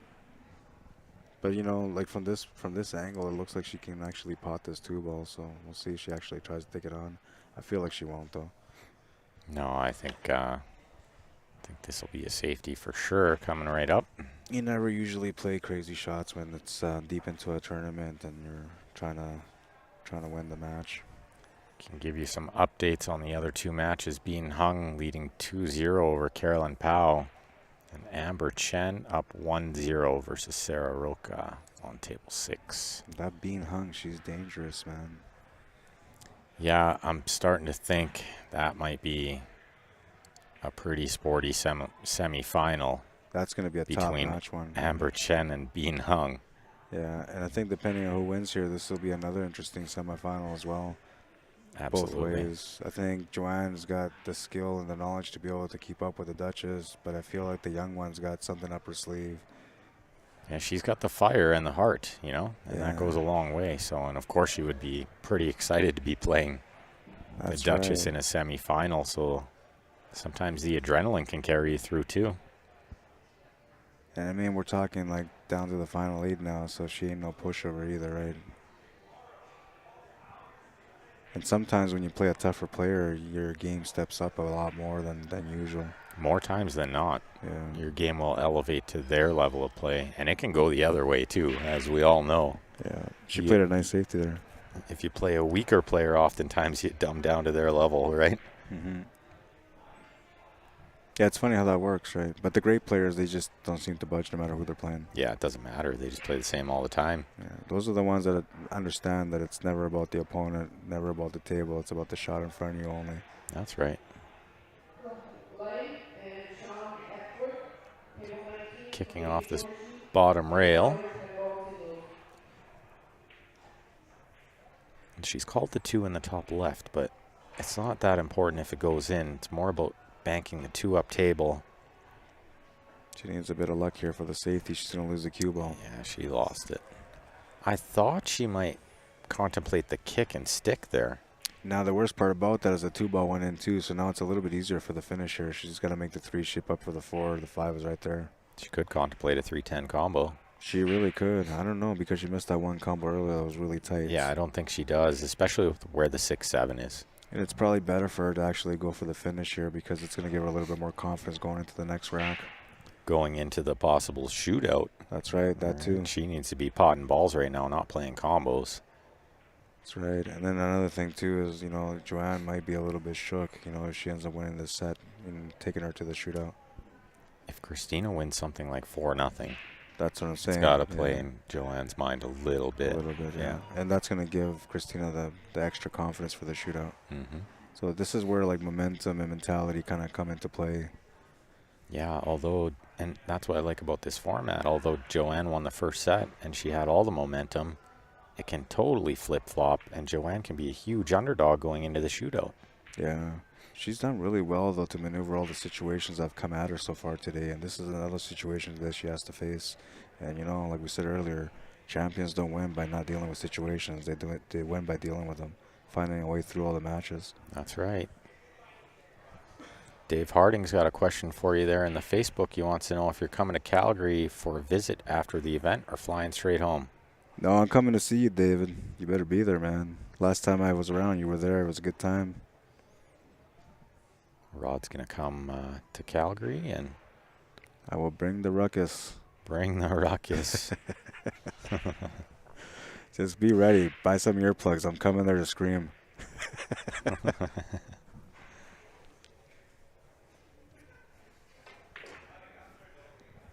I get so excited when I watch these games. I can't help it, man. It's like I'm at the table playing. That's right.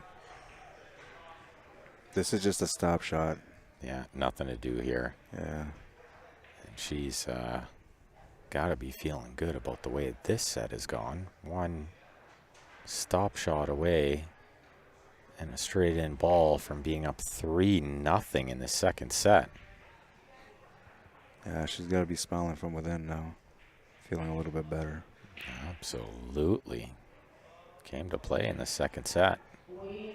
She wants to get to that shootout with a chance to get to the semi-final. Kristina Zlateva up 3-0 over Joanne. I feel like she's had this game all along, but the only thing that kind of changed things on the first set is that she ended up getting into a 3-foul mentality, right? And because she wasn't successful, perhaps that shook her up a little bit.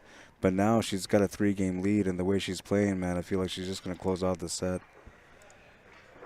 It all depends on this next break, though, and what opportunities present for her.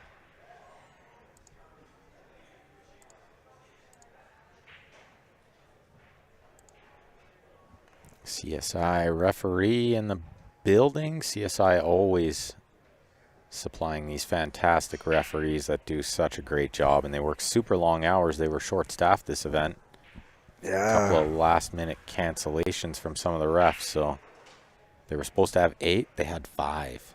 Yeah, I know they've done a stand-up job, working long hours and a good attitude, man. I mean, they're smiling every day, even though inside they're feeling exhausted like warriors on the battlefield. Absolutely, yeah, and they're such friendly people. They really are.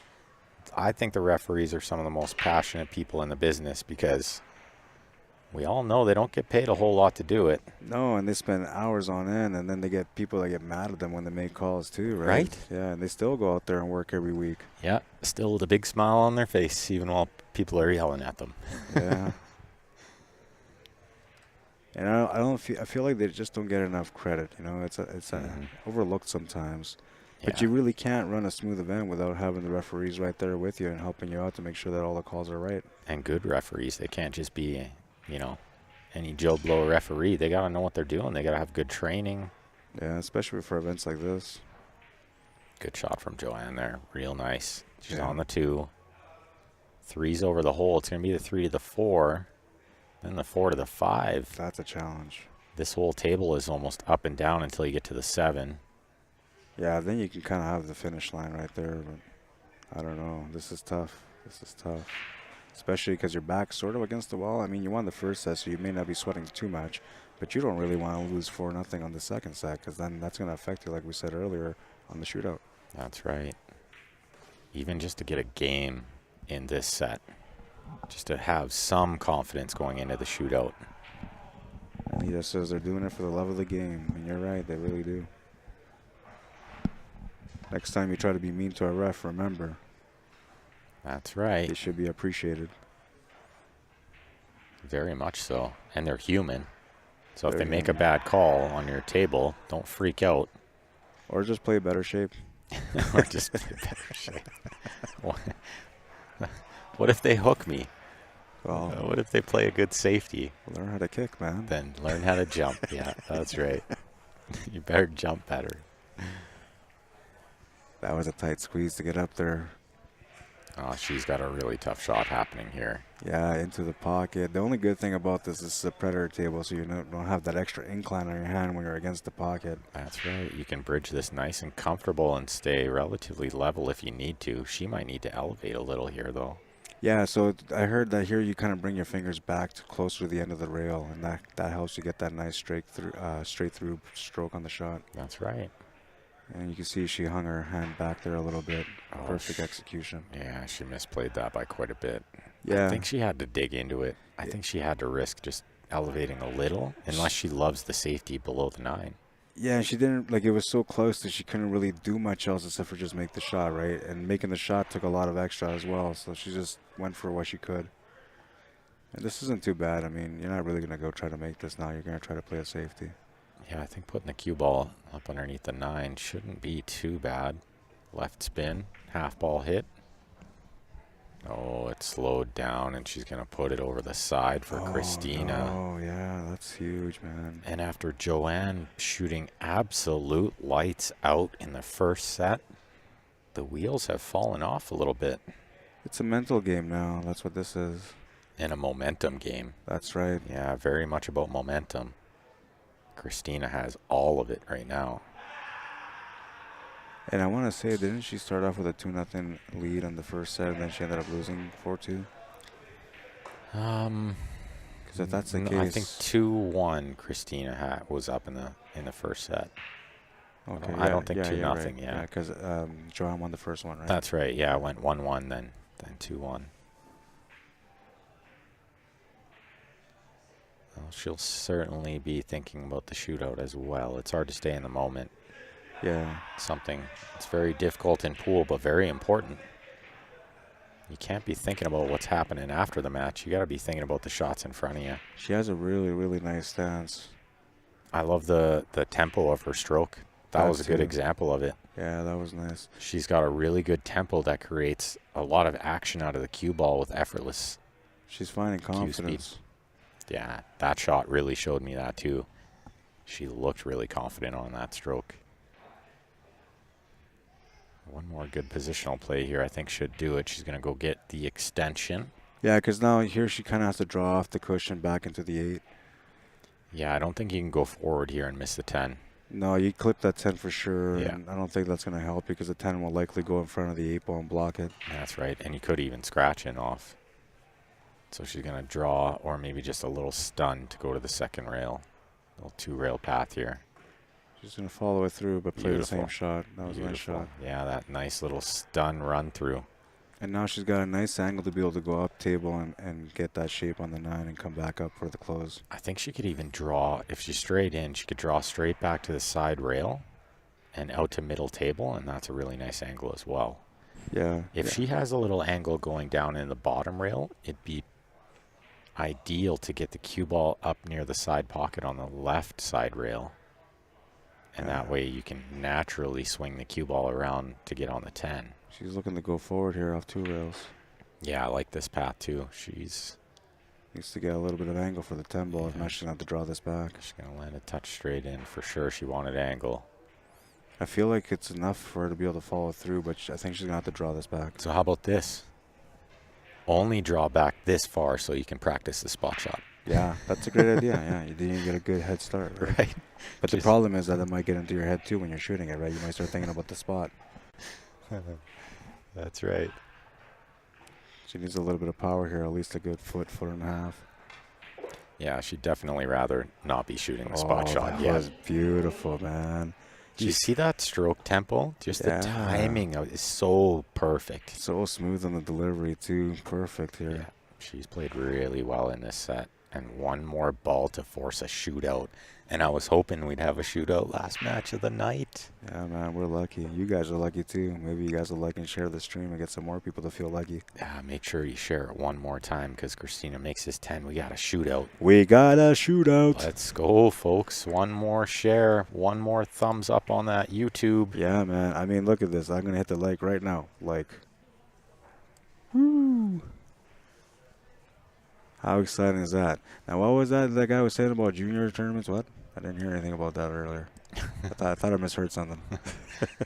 Well, I think he was actually talking about Savannah, too. Oh, okay. So it was kind of like... I thought he was trying to say something like she don't belong on this table, man, but she belongs on this table. Oh, yeah, no, definitely not. She certainly belongs. So what I'm going to do with the scoreboard here, people, is we're going to do zeros over here on the right. And we're going to do pluses when they make the spot shot. So this is what we have. The spot shot shootout at the Predator Pro Billiard Series Canada Open. Joanne, Ashton taking on Kristina, Zlateva. 4 innings each. The 10 ball will be spotted on the spot where it sits in the rack. And they'll alternate side shooting from within the green rectangle you can see on your screen there. If they tie after the first 4 shots, they will turn that green rectangle into a green square, half the size, moved back, a diamond, make the shot twice as hard. And it becomes a sudden death. And sudden death. So Joanne with the first shot. Let's see what she's got here. You know there's going to be a crowd building up around this one as well. Massive amounts of pressure on these shots. It's just unreal. These are $3,000 spot shots right now. That's right. $3,000 a difference in prize money here. And I wonder if she had the choice to. I wonder if she had the choice to go first, or she decided, or the other one, Christina ended up choosing for her to go first instead. Yeah, I'm curious of that too. So actually, let's think back. Christina won the leg in the opening set. So she would have had the choice? Made Joanne shoot first. And Yeah. it might have been a big mistake because now she's under pressure right away. Yeah, yeah. And I mean, Is I this- think she did it because she thought she could maybe get her under pressure on the shot. Oh, geez, I was panicking. I thought he spotted it on the rack spot there. He's got it on the right spot. Yeah, this is tough now. And now we're going to see how she's feeling, how she's really feeling in this match. And somebody's asking, do we know what Christina's shooting with? It's a carbon shaft, but I'm not sure which Looks like a make. Predator cue. Yeah, I think it might be a Predator.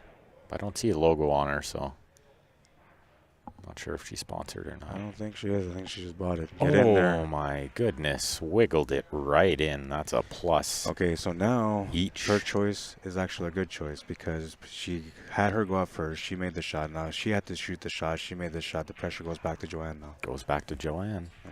Now she feels like she has to make it. Unbelievable. How exciting is this, people? Make sure you share that stream one more time. Let's go. Last match of the night for Rod and I. Yeah, man. I might go sleep early today. I don't know how I'm going to be tomorrow. I might be extra giggly.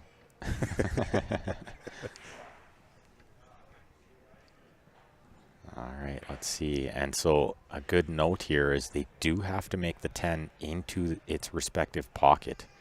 So on this shot, it does have to go in the bottom left. It can't two-rail in a different pocket. And also, you must keep the cue ball on the table. You cannot scratch. Joanne Ashton dialing up the 10, just The timer on the other table went off. I think it got her. Yeah. I think the shot clock on the other table. Hard to focus through that. Yeah, so this is a nice break here for Kristina, but, you know, she's going to feel a little bit of pressure here now, too. Even though there's a little bit of confidence behind this because you know that you can get ahead, there's still a little bit of that background thinking, you know? So let's put a 1 over here as well. Count the score like this. So we can see the innings they had, and we can also see the total number of spot shots they've made. Roadrunner definitely belongs there, says Donald. And also keep an eye out for Sophia Mass, Pink Dagger. That's right. Yeah, she's going to be another great player, too. I love this. Dave Harding says, 4-rail it. You're supposed to play off the close to the horn here. You're supposed to draw off 2 rails on the shot. I actually like the follow. Just the rolling ball, I think, is the most accurate. Yeah, she misses that one. See, there's a little bit of pressure on that one. So I'll tell you my thoughts with the rolling ball. So, and Joe and I had some conversations about this too, and he had a varying opinion, but I think when they move it back a diamond, you can't draw it anymore, or it's way harder to stun it or draw it with the spot shot. Mm-hmm. So why would I shoot it different in the first 4 shots than I'm going to shoot it when it moves back? It's 2 different strokes. Yeah. So my theory is shoot this one the same way that I'm going to shoot it when it moves back with the rolling ball, right? Yeah. Oh, a little bit of pressure here, but she has a chance here to be able to get a good lead. And you know what? I'm willing to bet.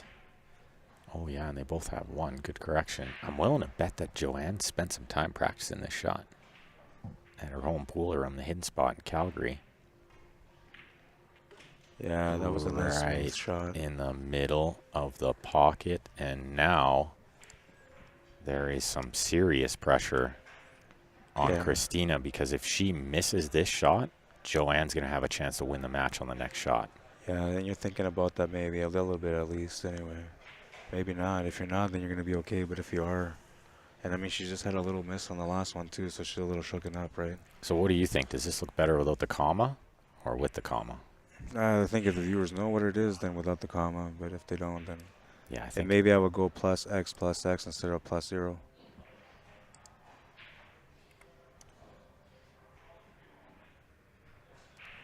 Like this? Yeah, because the X are the ones that she missed, right? The pluses are the ones she made. Makes sense. Oh, and that was a good shot under the heat. That was a lot of pressure on that ball. If she missed it, she might not have been shooting again. That was an amazing shot at the right time. 2-2 through 3. How exciting is this? Like and share, man. I got a feeling we're going a little bit further. Unbelievable.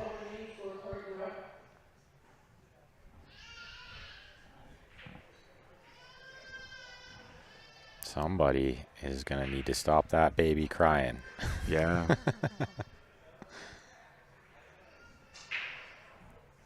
Now is not the time for crying babies, people. We're in the spot shot shootout.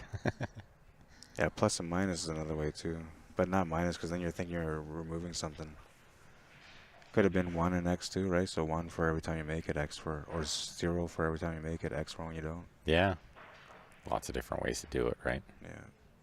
I guess this is a learning experience for next time around. Well, if we had more scoreboard capabilities, we could do something like they do on the World Billiard TV, but... Oh, no, she missed the shot. This is it. Kristina can win it right here. Yeah, this is the first set of shootout shots, and it's the 4th shot. So if she makes this, it's absolutely game over. Wow, the pressure that's got to be on this shot for Kristina has to be absolutely unreal. Yeah, you know, you got to feel the adrenaline in here, and maybe a little walk around is good, yeah. I think she just went, like, gave Joanne her chalk, like, get this out of here, this is it. Yeah, you don't need your chalk no more. You're not going to need this anymore. We'll see, man. This is huge, though. I like where she's shooting it from, closer to the rail. Mm-hmm. But I've practiced it both ways, and I think it's effective both ways as long as you practice it. Well, she's got to go with what she made the last time, so she's going to try to replicate that shot. That's right, and that's a nice thought, too, to have in your mind. The last time you shot from this side, you drained it. Yeah. Here we go. Let's see how still she stays. No. Overcut it by a lot. Yeah, that's all pressure, man. That's all pressure. For sure, that's pressure. You can see, like, her face, she's starting to feel the pressure, right? They're both starting to feel it. Oh, my goodness. And this might be crazy here, you know, because now we're going into sudden death, and it's anybody's game. Whoever makes it, whoever misses it, that's it. It's done. Yeah.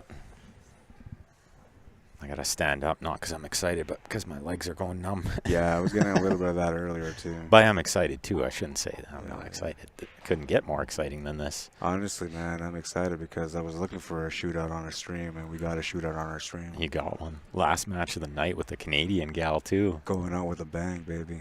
Unbelievable. Let's go. Share it up, guys. I'm telling you, man. Anybody you know that loves pool, they want to watch this right now.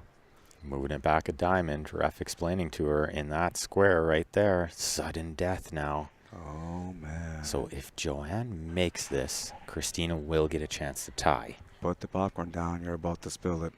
Yeah, you might throw it in the air. Yeah. Here we go. This shot is really tough, too. I've practiced this quite a bit.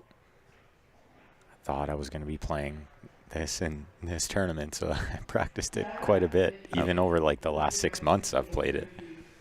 I like this. This is a good spot for it. You know, safe on the shot and not have to worry about the scratch. You just got to watch the weight. I think she does have to move it over a little more to make the cut a touch easier, but if she's practiced it from here, then this is fine. Oh yeah, a little bit more to the left, she would have had it there. Just a little thick. Yeah, I think you got to reduce the cut as much as you can. Yeah, try to keep it as clean as possible, right? And we even saw a player bridge right out of the jaws of the corner because it's super flat on the Predator Apex. Yeah. So if you shoot it right out of the jaws of the pocket, you're like reducing the angle majorly. I'm really interested to see where Kristina shoots it from here. She's going to replicate, but she moved over a little bit to the left. A little further over, yeah. This is good. This is good for her. I think a lot of the times players are practicing this shot on a different table. So if they're practicing it on a Predator, they might start moving it further over into the pocket, realizing they got a nice, comfortable bridge out of there. They just turned up the music, so this kind of sets the atmosphere here. Right? Yeah. How cool is that? Just clears up the thoughts. I wonder what the crowd looks like beside us. We can't see. We're going to hear them, though. Here we go. What a shot. What a shot. Woo. Fantastic What a match. shot. What a match. Unbelievable shooting from the young Bulgarian. What a shot. She will be moving on into the final 4 players, the semifinal tomorrow. And now you got to think about this. This is going to be a really exciting matchup between her and Allison, man. I mean, I'm excited about tomorrow. I couldn't be more excited. I'm so excited for tomorrow. What an unbelievable day of pool we had today, Rod. Yeah, and you know, for her, like for Kristina, she's got to be feeling amazing right now. And no shame in Joanne losing there. Congratulations. Yeah. Congratulations go out to Joanne for. They're talking about the spot right here. See that? Yeah. Congratulations to Joanne for a fabulous tournament. The highest finishing Canadian in the field, representing Canada with pride, and we're proud of her, of course. She did so well. She did so well. It's just the pressure, man. 5th through 8th for a payday of $3,000. Congratulations, Joanne, Ashton. So thanks so much for everyone tuning in over the last few days. This will be our last stream on the Pro Arena side. Rod and I will be giving you guys the coverage from the 7-foot amateur division tomorrow starting at 9 a.m. And the next matches in the Pro Arena here will be starting at 10 a.m. tomorrow. So that'll be the semifinals on the World Billiard TV YouTube channel. Make sure you guys subscribe over there. That way you get notified when they go live. And I believe the final is at 3 o'clock tomorrow, no? So the first semifinal scheduled for 10, second semifinal noon, and the final 3 o'clock. Make sure you don't miss it. Yep. And if you're within driving range of Red Deer, get on down. Come watch it live. Absolutely. And a quick shout out to the sponsors of this event: Jam Up Apparel, Kamui, CSI, WPBA, Alpha Coin, Cybert's Billiard Supply, Medalla Premium Light, CSI, Arcadia Performance Cloth, and of course, Q Sports Live, bringing Predator all the way up here to put on this fantastic women's event. Yeah, you did a good job, man, keeping up all weekend and, putting in that time and covering. Good job, man. Thank you, and you as well, sir. It's been a pleasure sitting in here with you all day. We can do anything on 5 hours sleep. Don't ever doubt us. That's right. Thanks, everyone, and we'll see you all tomorrow. Good night. Have a good night.